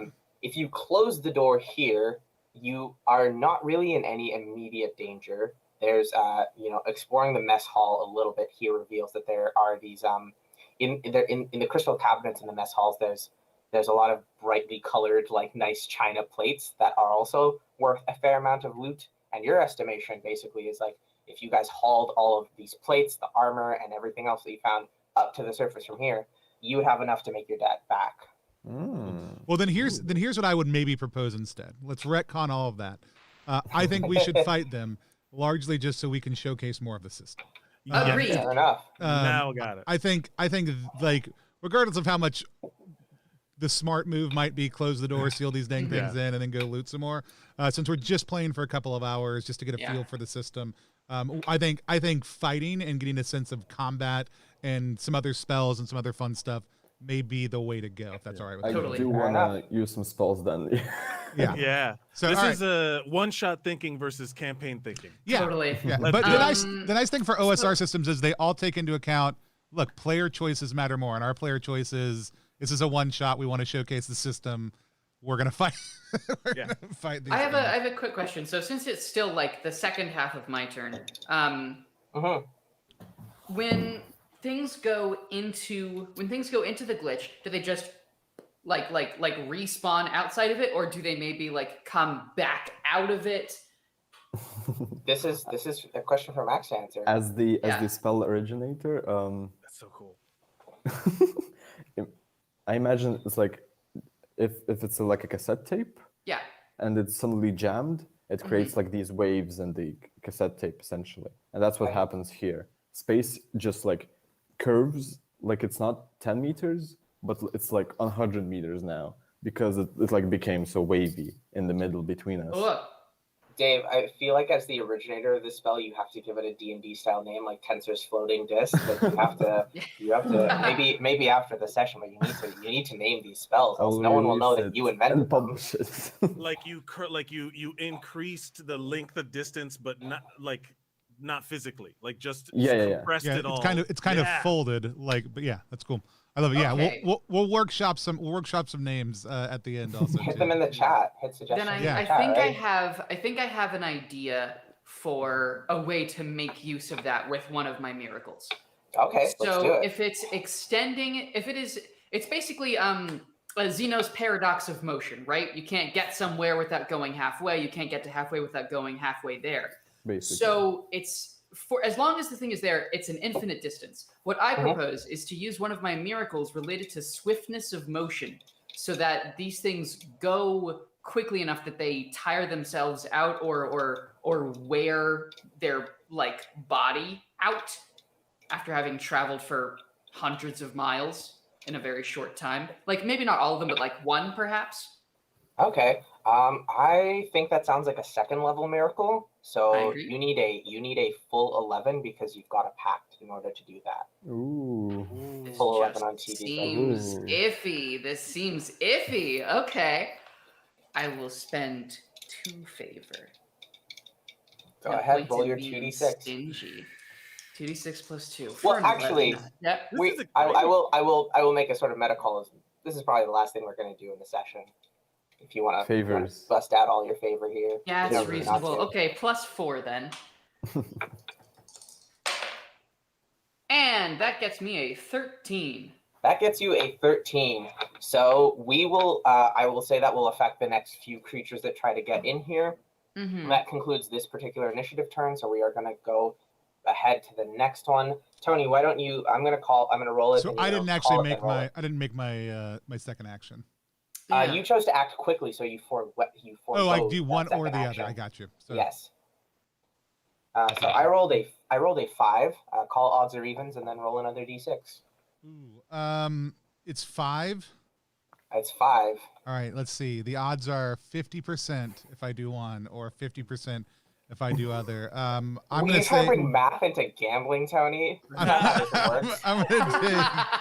I'm gonna go ahead and say odds also do, because Xander's corridor says always odd. That's their motto. Which sucks because it's even. Nice. So Xander, you led me astray. we are gonna say that like Nice one, Mike. 3 of these. I'm going to sort of make a judgment call here, make a little ruling here, and I'm going to say that the way that your miracle is interacting with this sorcery, with Dave's sorcery, means that you essentially like hypercharge it, and so that after these a couple of these things go through it, the sorcery is actually going to go down because you just like basically extended its effects like that. But 3 of these creatures, 3 of the 6, do go through it, and essentially you see them sort of kind of like unravel as if like a cassette tape is unspooling as they're trying to move forward, and you see their bodies just sort of start to crumble away. So that was the winning side acting quickly. We now come to the losing side acting quickly. 3 of these things remain in front of you. What would you guys like to do? I do want to do something. I want to run up and hit one of them if I can now. Yes. What your speed was 2? Yes, you can take a free action to step that distance and go ahead and hit one. That is okay. You have enough to do that. So go ahead and just roll your d8 against one of them. You have your combat feats here also if you want to use one of them to do extra damage. I don't have any concept of the scale of like HP in this game, therefore it's hard to know like if I want to, other than I do want to because I know we're getting near the end of the session. So let's go ahead and do it. I'm gonna use. You can roll 2d8 there. I'm gonna use Smite. Which lets me and roll. you have a heavy weapon, right? So it's Yep. 2d8 plus 1. A silver heavy weapon, if that matters at all. I don't know. Yes, it does matter actually because these are undead. So that is a 6 plus a 7, which is a 13. Do I add the plus 1 twice or just one time? No, you add the plus 1 once. Okay, so that's 14. gonna be a 14 total damage to one of these zombies. You get a solid swing into it. You see there's sort of the faded, tattered armor and the uniforms that they're wearing sort of buckle and tear. A sort of crack goes along one of their helmets. It was a mighty and solid blow. Yeah. Would anyone else like to act quickly? All of you are in range to attack these things now.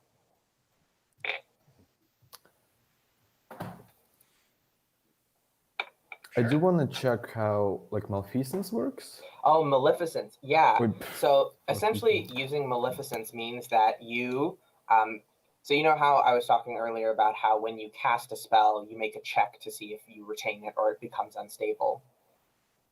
Yes. So what Maleficence does is you take one of your prepared spells or one or more of your prepared spells, and you essentially make it unstable in order to do damage.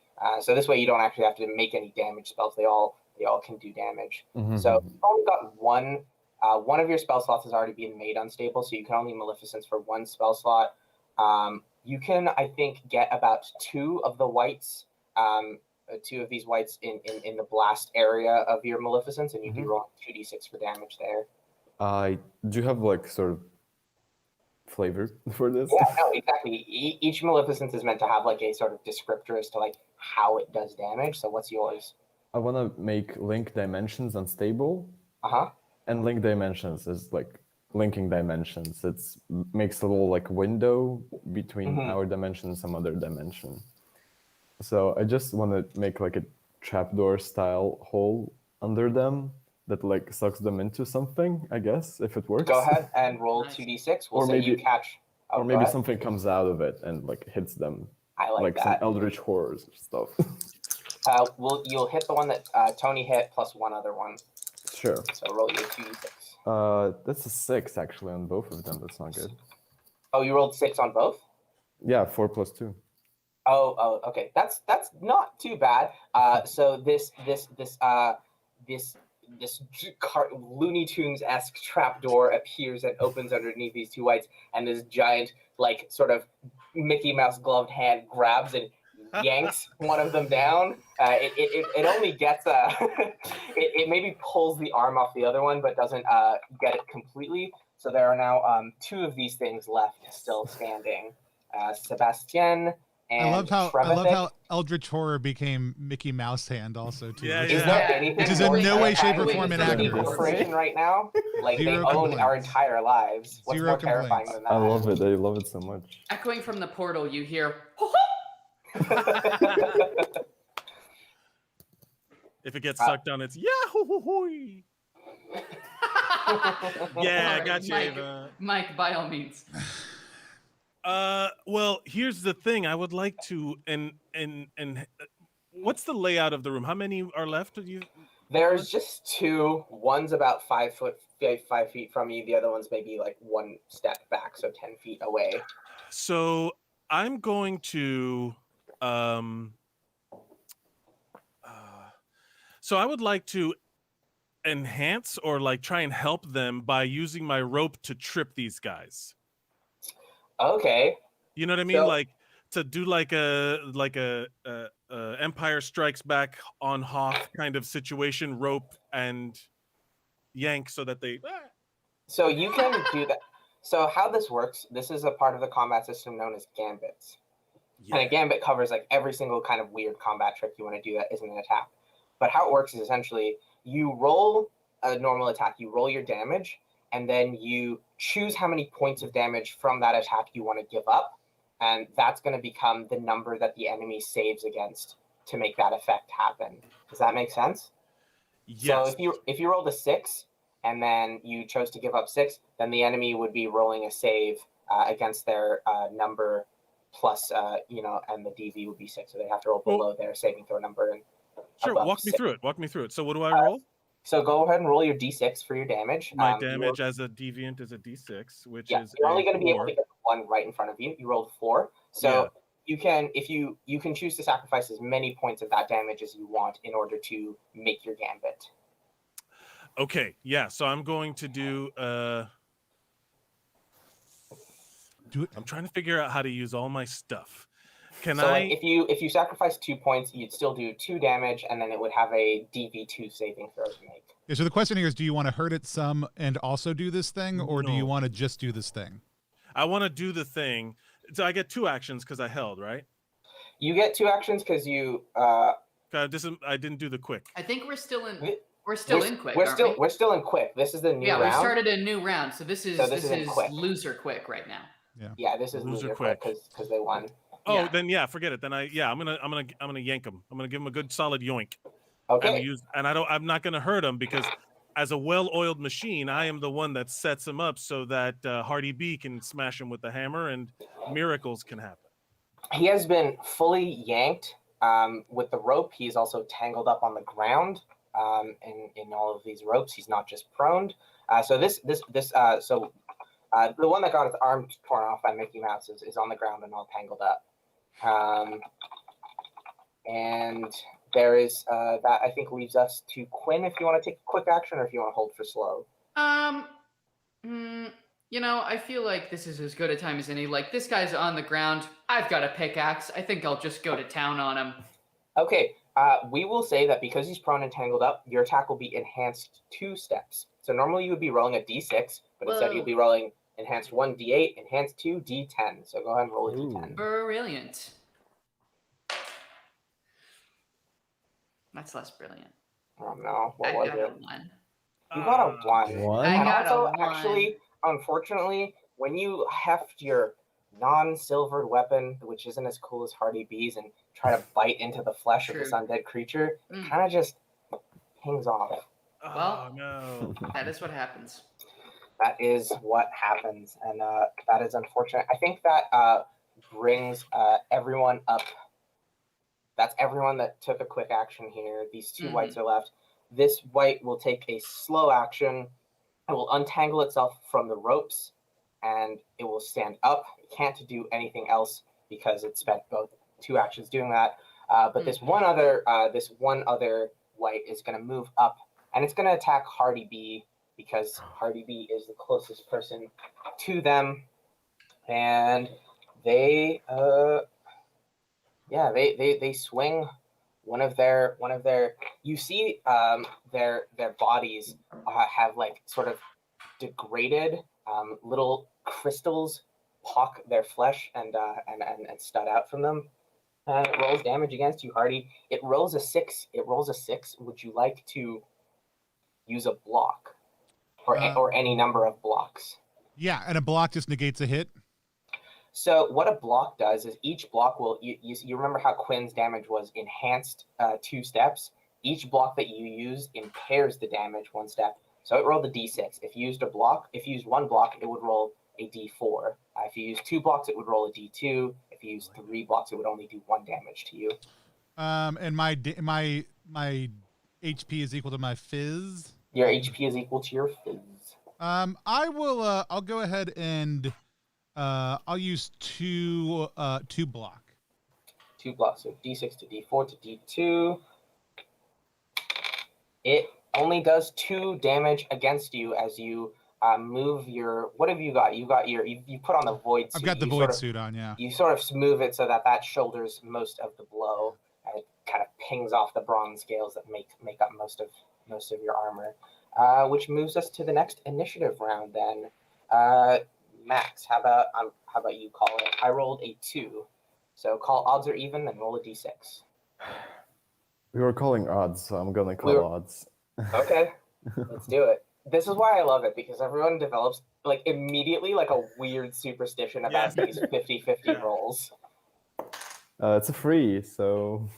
What did you roll? A 3? So it is odds. So you guys win initiative here. So you guys have quick actions. There are 2 of these whites ahead of you. One has had its arm yanked off by Mickey Mouse. The other one is undamaged and has just recently attacked Hardy B.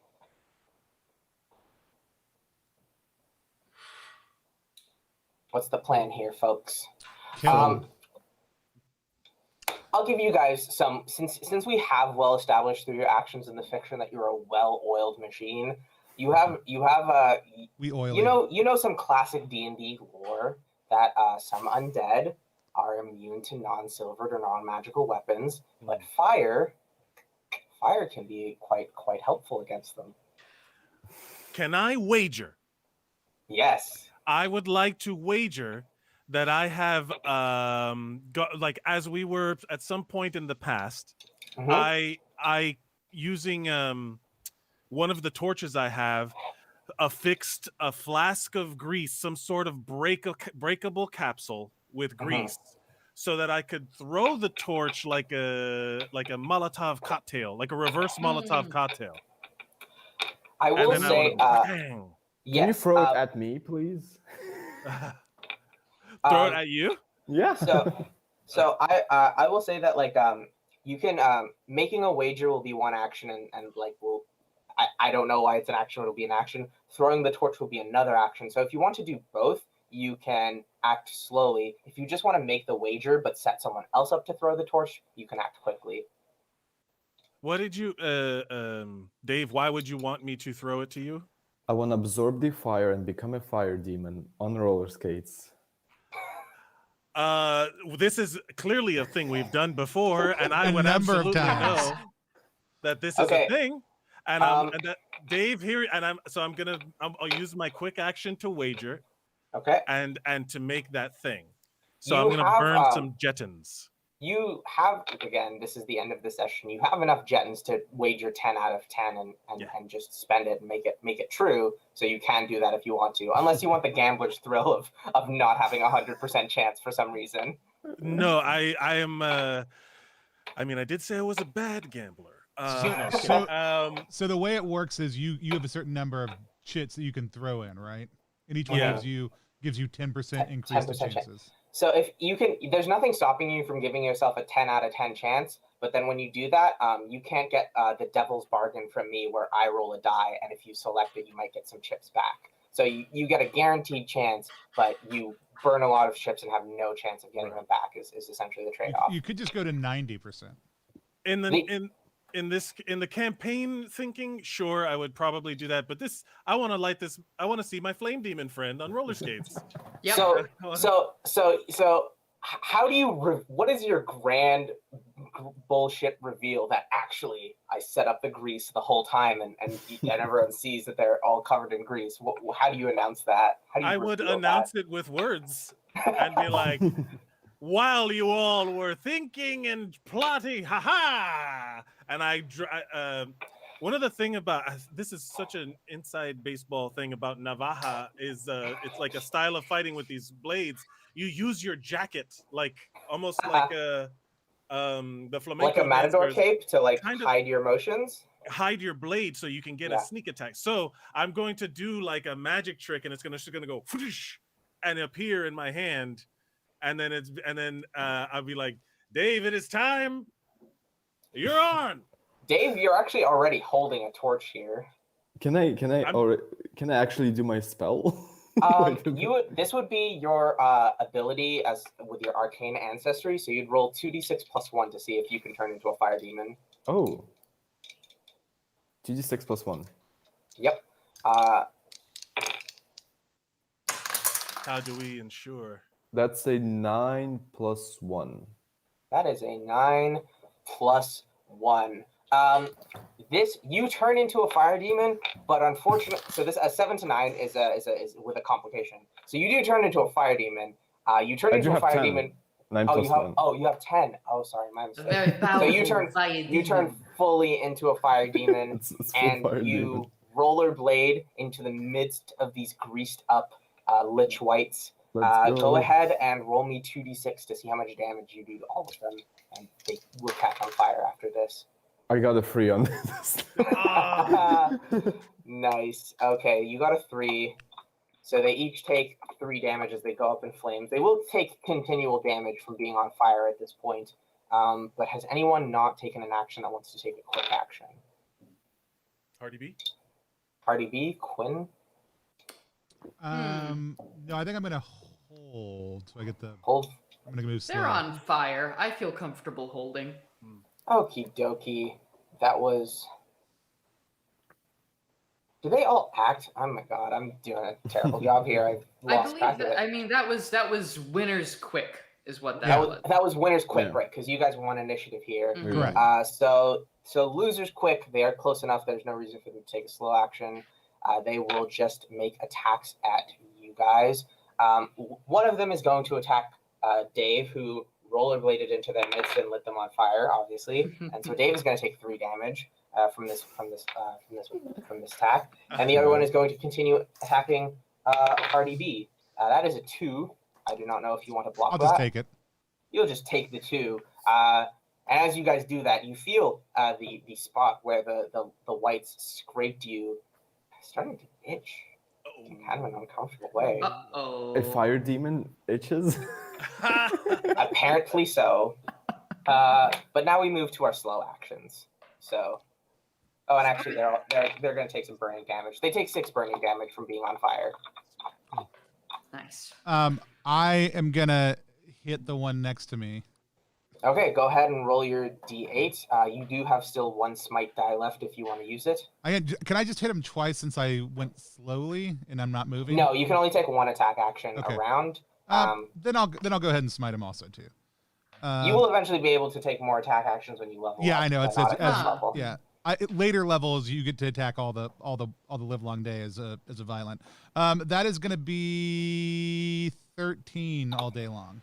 You just pancake this dude, head down, helmet cracks, goes through his skull, spine pops out, all of the bing bang bada boom. This is very cartoony gore, so It we don't have to be cuts upset down to the about it. ground, and all these like low-key gemstones just shatter out like a pinata just got broken, and candy goes all over the place. Quinn, there is 1 white left. It is on fire. It looks fairly damaged. Do you want to do anything to it? I mean, I don't have anything with silver, but it is already on fire, so Might as well shoot your shot. yeah, might as well. I'm just gonna try and whack it. Roll your d6. I'm rolling. I got a 3. You got a 3, so you do You do a little bit of damage to it. You do about 1 point of it to the Reasonable. creature. And this could be another initiative round. It has 2 HP left, but I'm just gonna say it burns to death. Yay! Fire demon. Fire With that, demon. you guys are able to secure all of the loot through the rooms that you guys have gone through. It takes some time, but you take precautions. You maybe barricade some doors so that robot doesn't come back up. Yeah. And you have enough loot to go back and reclaim your debt. Though it does appear that Hardy B and Dave have contracted the most dreaded disease for tomb robbers, crystal poisoning. Oh no. As these small crystals start to sprout from your skin, and I'm a crystal demon now. your fizz scores are all reduced by 3 until you get this thing cured. Ooh. So that doesn't matter. Wow. But that, presumably, in the continued adventures of this gang, is the next thing they try to deal with. Yeah. Hardy B's contracted worse in the past. They This is This is totally a- like next time on Dragon Ball Z. It's In like fact, a plug for my friend Gus. He does have another adventure in this setting, in the Crystal Frontier, called the Bruja, the Beast, and the Barrow, which is all about going to the sorcerer who can cure crystal poisoning. That's So, cool.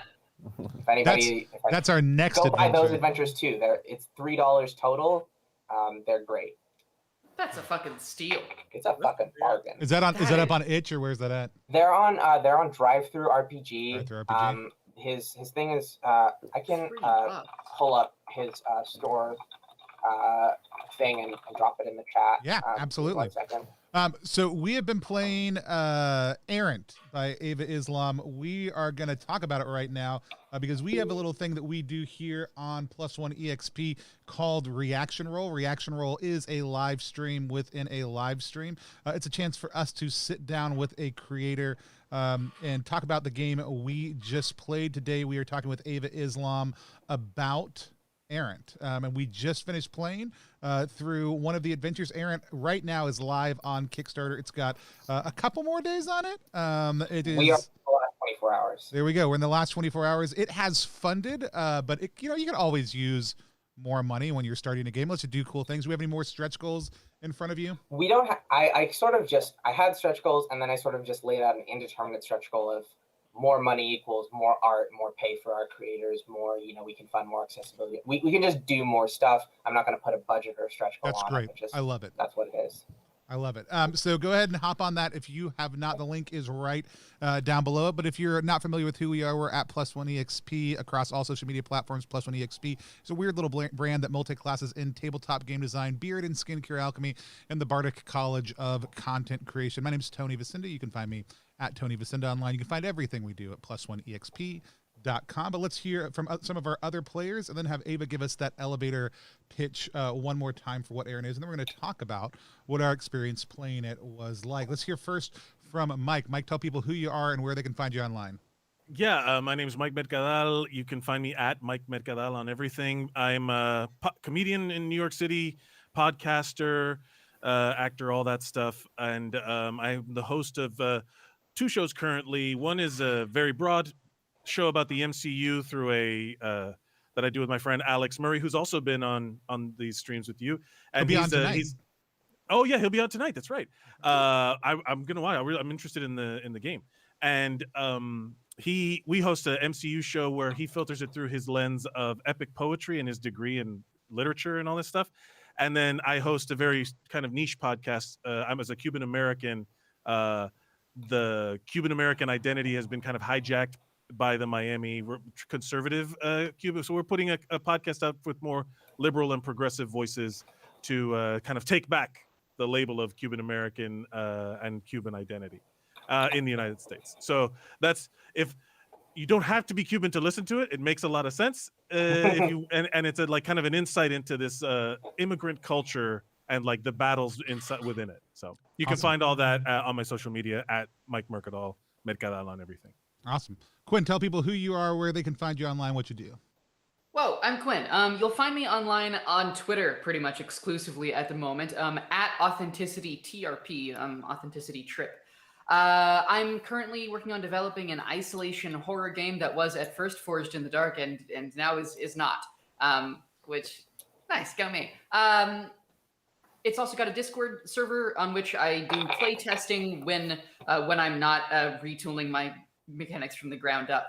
So, yep, just keep an eye on my Twitter. I expect that as I get closer to release, I'll be making myself up an itch. I expect if there's enough interest, I'll be going for a Kickstarter. But right now, I'm just a little boy. MV, tell people who you are, where they can find you online.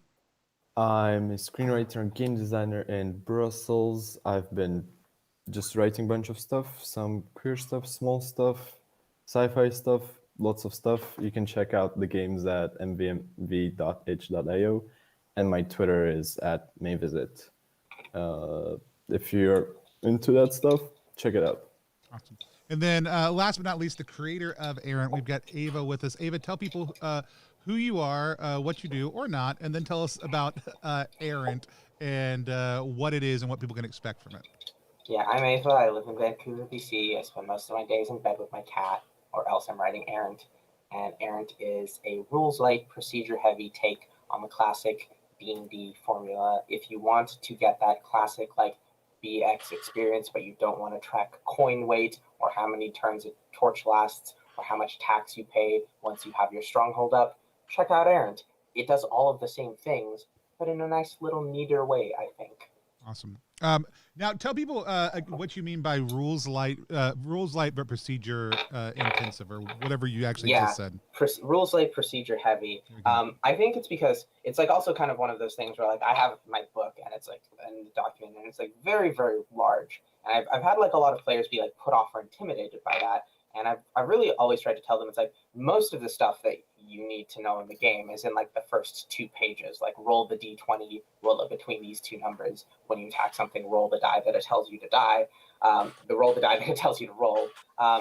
But like as a GM, I think that there's like lots of like little things that you need to know that like help to run a game that it's better that, like, you know, like you see D&D like DM tips all the time on Twitter, which are like, you know, like spotlight your characters, make sure adventures are exciting, track resources. And it's like, okay, that's fine and well, but how do you actually do that? What's like a way that you can do that in the game?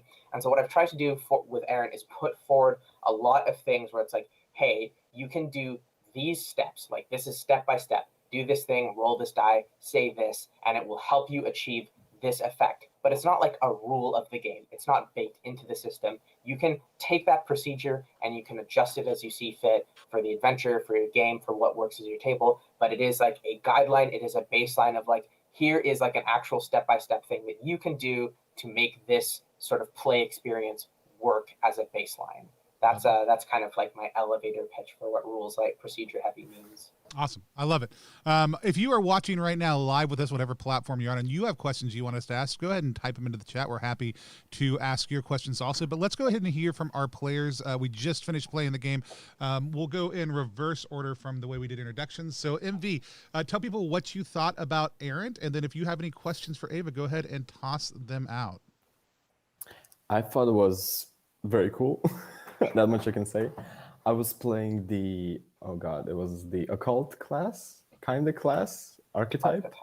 Yeah, and I did some little prep. It was making the spells, which I thought is like, it got my imagination going like in a really fun way.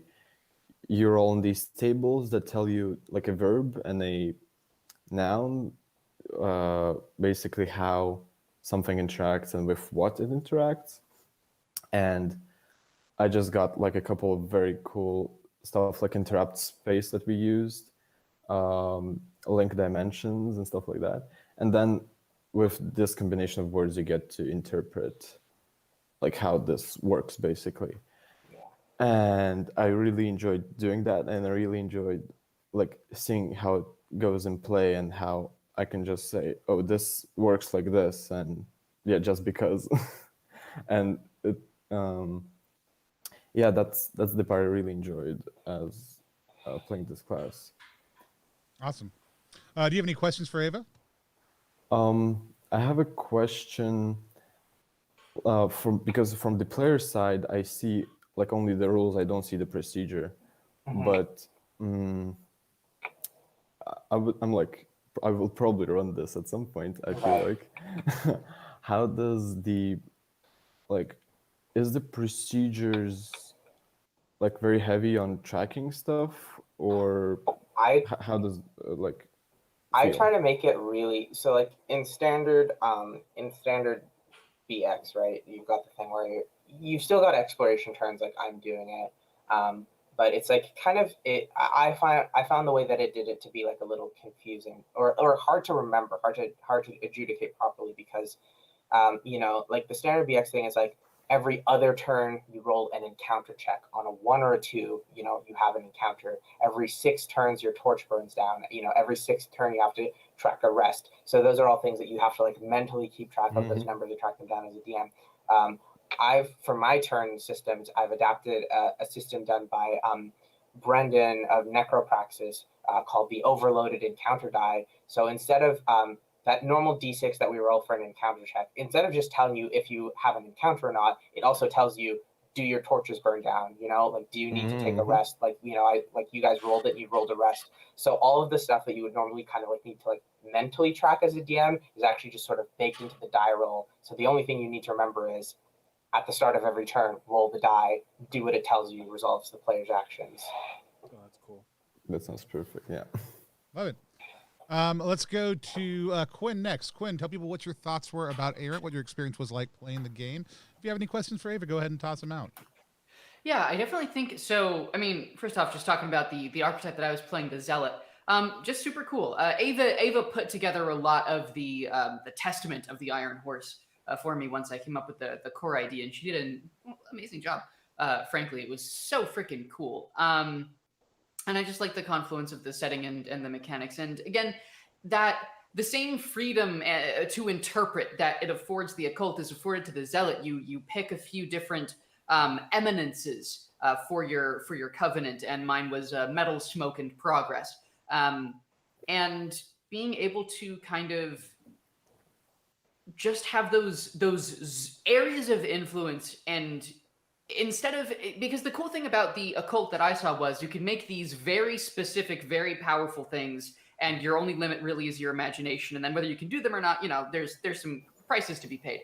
But then with the Zealot, it's kind of the other way. You are able to go totally general and tailor what you're doing in the moment to those areas of influence, and I think that is just a really wonderful form of freedom that just really appeals to me as a player, and indeed as a DM, being able to because having conversations with players about that, wow, does that sound sick. Beyond that, in terms of the actual play experience, I was really I found that this was a really, really quick 2 hours. Even accounting for the break and everything, it was it's a game that's snappy. And I think that my big problem most of the time, because I'm mostly a narrative guy, my big problem with a lot of crunchier games is I'm just like, this doesn't feel snappy to me. It feels like it feels like each turn is taking too long. It feels like everybody's taking too long to think of what to do, which, I was the one who took a long time to think of what to do this time, but that's beside the point.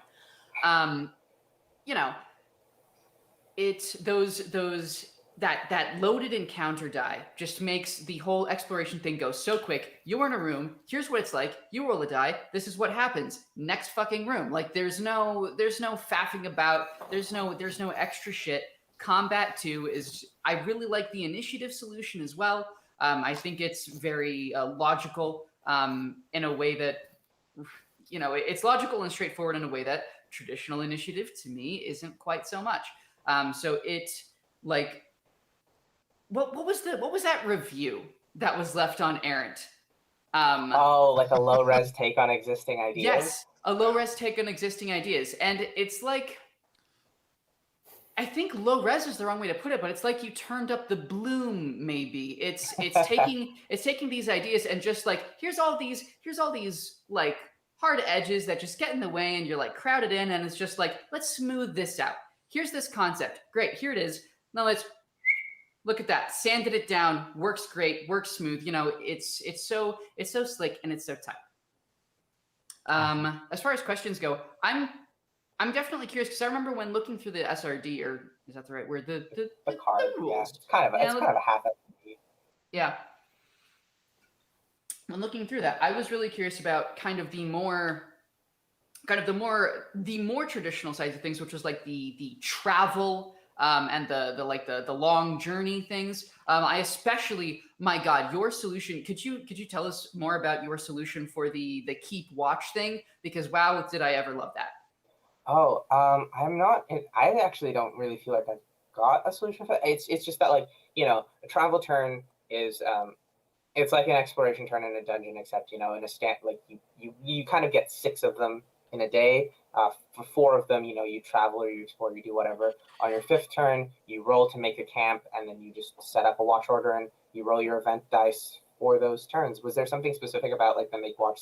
Well, I guess what I liked about it is that yeah, if no watch is set, all event dice rolls of 5 are treated as rolls of 1, which basically as it basically it's a good, because the problem, what I think that is a solution with that is that in other games, if you don't set a watch, like, you're like, do we really need to do this? Are we really going to have an encounter? But here, not doing it does actively, mechanically, make it more likely that you'll have an encounter, which I think is such an obvious thing for that mechanic to have. Yeah. So yeah, you haven't left the players guessing at any point, really, if setting a watch is a good idea or not, or whether the GM has something up their sleeve. I think that is like another thing about procedures, is that like players don't need to interact with them, but because like how the GM is going to adjudicate each situation, it's fair. There's no guesswork. You can like make decisions based off of that. You don't even need to know it, because the GM can just tell you what they're going to do if you don't do it, because you've got the framework to run things. Yeah. I absolutely love it. Sweet. So, Mike, tell people about your experience playing Errant. If you have any questions, go ahead and toss them out. Yeah, no, I first of all, Ava, you did a great job. I really appreciated your GM style. You really set the tone in terms of like, here's what's going on. What do you get? Like giving us a good. I think some of that snappiness that Quinn was talking about comes from your GM style and keeping things tight. And because you know the system so well, this is yours. So there's an element of you providing that experience, but I can also picture these mechanics that we didn't get to, the non-dungeon delving side of this game, being very good for RP, because that's I'm a big RP person. I already got the backstory for Maria Sebastian. I've already come up with adventures we've already had. Like, I love that sort of side. I love that side of role-playing games. And in this class with the wagers, there's a lot of ability to add personality and style, and like this does really feel like the rogue bard mix, depending on. I will fully admit I did not pick the optimized stuff for the adventure we're going on. I absolutely did not, but it added to the fact that I'm a coward who's pretending not to be a coward in this cool team of people that can turn into fire demons. Like, I'm already feeling that building of a party, because our roles are so kind of cleverly defined. I also love the Jeddins. Like, there's sometimes when you're doing something in a role-playing game, that when you fail, like, failure is part of the story, everything moves the plot forward, but man, you really want to make sure you win. I wanted 100% succeed on this thing. And because the rules light, procedure heavy thing, like what Quinn was saying, we know what's going to happen. Like, it's not game breaking to say, I want this to succeed. You know what I mean?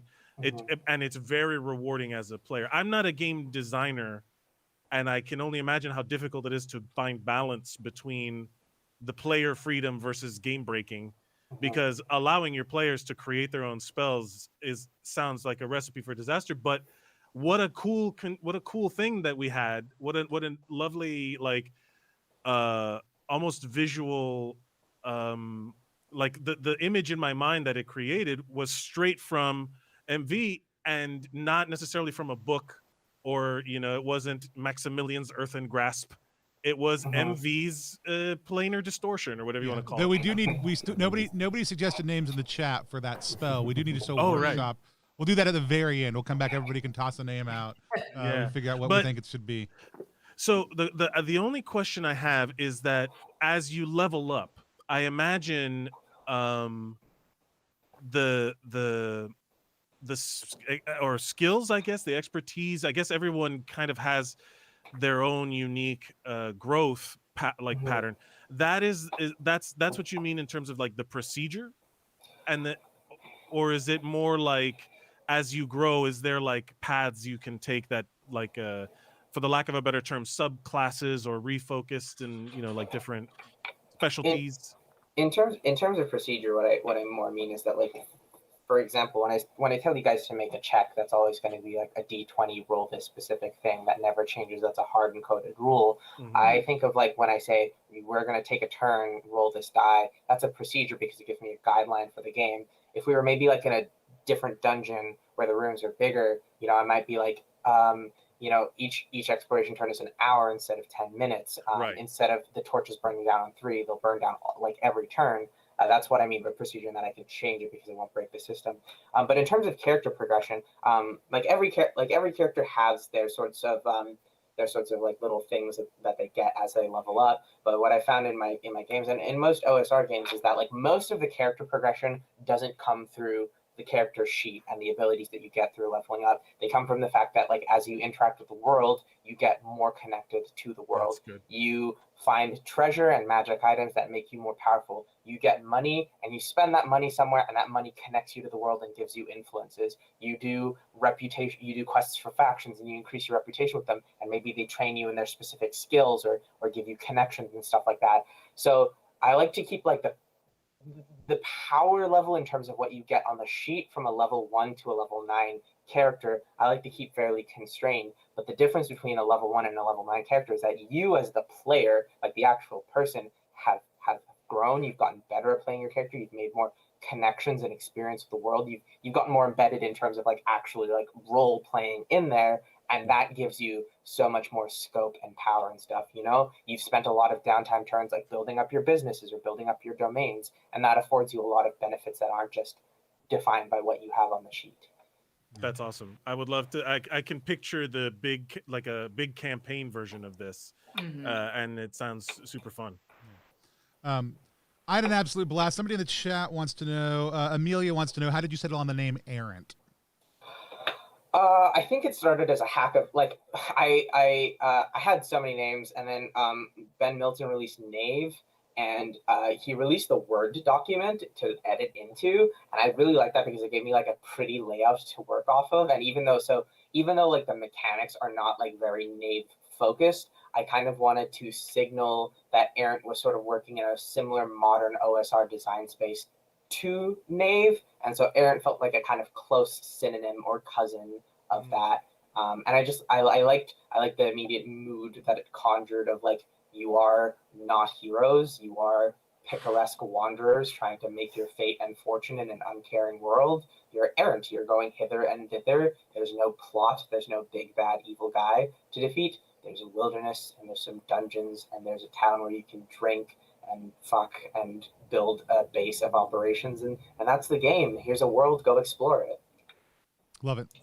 If anybody else has questions real quick, go ahead and type them in. We were talking about Errant, which is live right now on Kickstarter in its last 24 hours. You can check it out at the link right down below. I had a blast. I rarely ever play the meat shieldy, upfront fighter class. I'm way more excited about rogues and crazy manipulation of space and time. But it was fun to play. It also, one of the nice things is, I love the core loop of Errant is very solid and easy to pick up. You talked about it being just the like the first 2 pages, and that every other class, every single archetype has their own kind of mini game to a certain degree that's then pasted on top of that. And some of them like clearly have connections to other systems in some ways. Other ones seem very, whole cloth.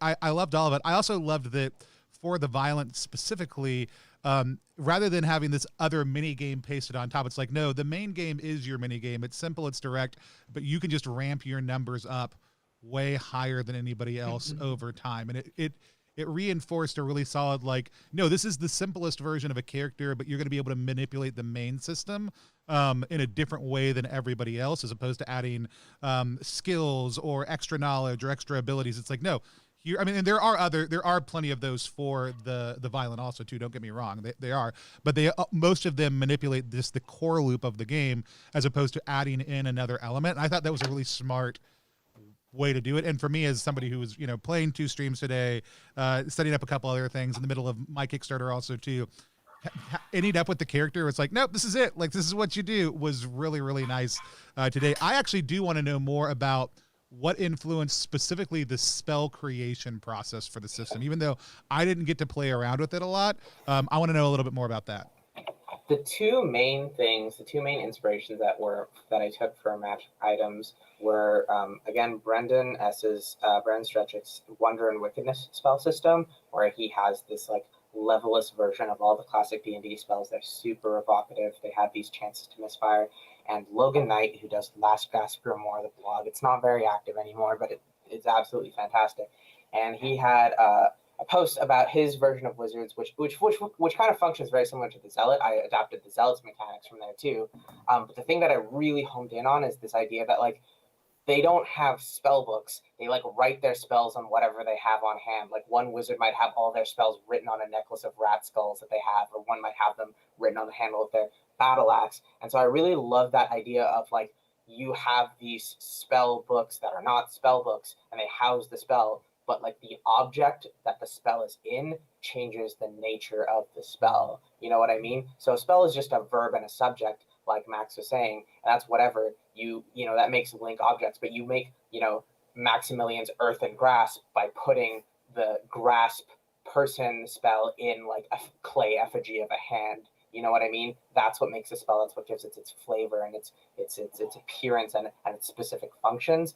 That was sort of how I was going from it. And I also wanted to make like the spell books like tangible, because there's such a focus on the inventory slot system. I wanted the spell books to be tangible items that you like had to carry.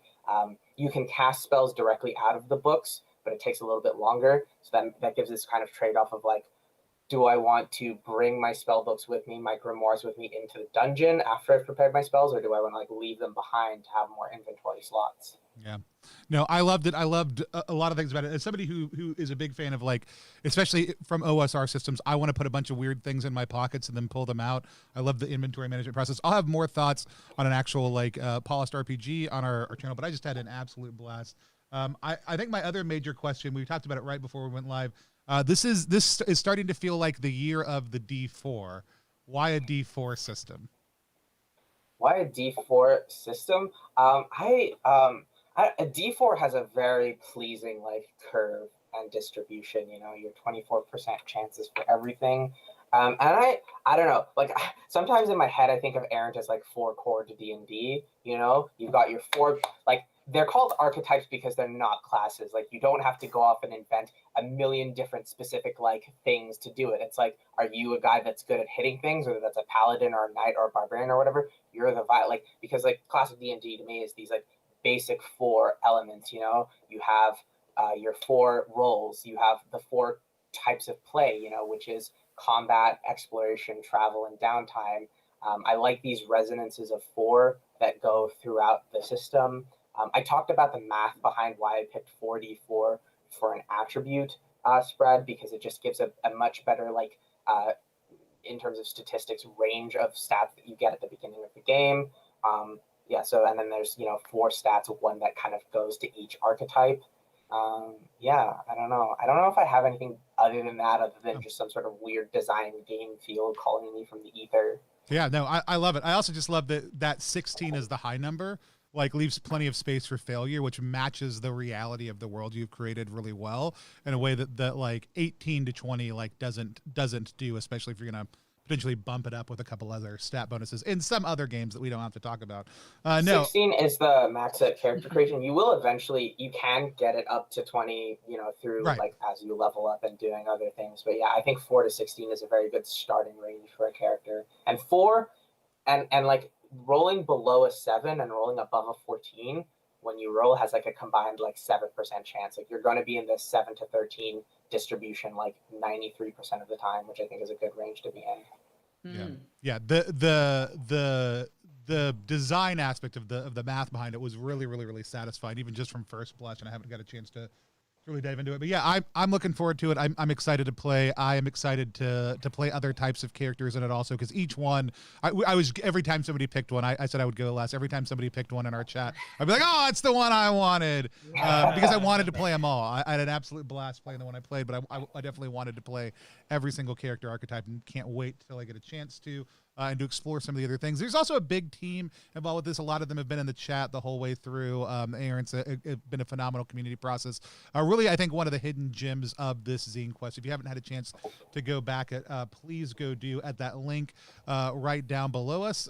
We just FYI on the channel, we have a Kickstarter that's live right now. It's called Repugnant, but we are going to be playing it live tonight at 8 p.m. Eastern time. If you want to come back, myself, John DeCampos, who's from Terrible Games, my co-creator for that, and who did all the art, is doing it. We're going to be Can I shout out the artists for Errant, because I love that style. That's super, like the fuchsias and the pink and the green and all that stuff. Very colorful. I love that. Whoever your artists are amazing. That's all Gus's. Gus is illustrating. His style for Errant is a little different. Those are his illustrations specifically for his Crystal Frontier adventures. He's released those independently. They're statted for BX, easily converted to Errant, as I pretty much did just on the fly. But yes, Gus is an amazing artist. I'm really lucky to have him working with us on the team. Yeah, it's absolutely phenomenal. So tonight we've got a number of people who are going to be joining us. It's Alex, who we were just talking about earlier, who's one of our regulars from the Plus One team. He's also the head of the Missing Sock Network. Myself and from Plus One EXP, John DeCampos from Terrible Games. It's going to be the first public play of our final beta rules, and then those will get polished off into the final edition of the game. Somebody said I was going to say the logo for XP is amazing. It is. John DeCampos also drew that. So John DeCampos art is all over the work that we do. And we've got Vic Major Tamar, who's actually just joined us in the chat, who's going to be joining us live from there also, who's also one of our good friends on Twitch. You need to go check out their channel as well. A whole bunch of us are going to get together tonight. If you're not familiar with Repugnant, the goal of the game is gross. You are gross people in a gross world doing gross things. We've got a really cool party put together tonight. Here are a couple of the character sheets with art. Please come back at 8 p.m. and join us for that if you're able. You can check that out at ttrpg.link/grossrpg. But first and foremost, while you're over on Kickstarter, please check out Errant. It's an absolutely phenomenal game. I backed it already. I can't wait to be able to play some more of it on stream in the future, but I still don't have a good way to sign off all of our actual plays. So until next time, we're just going to wave at the screen until I take us off live. Bye, guys. Thanks for joining. Stay frosty.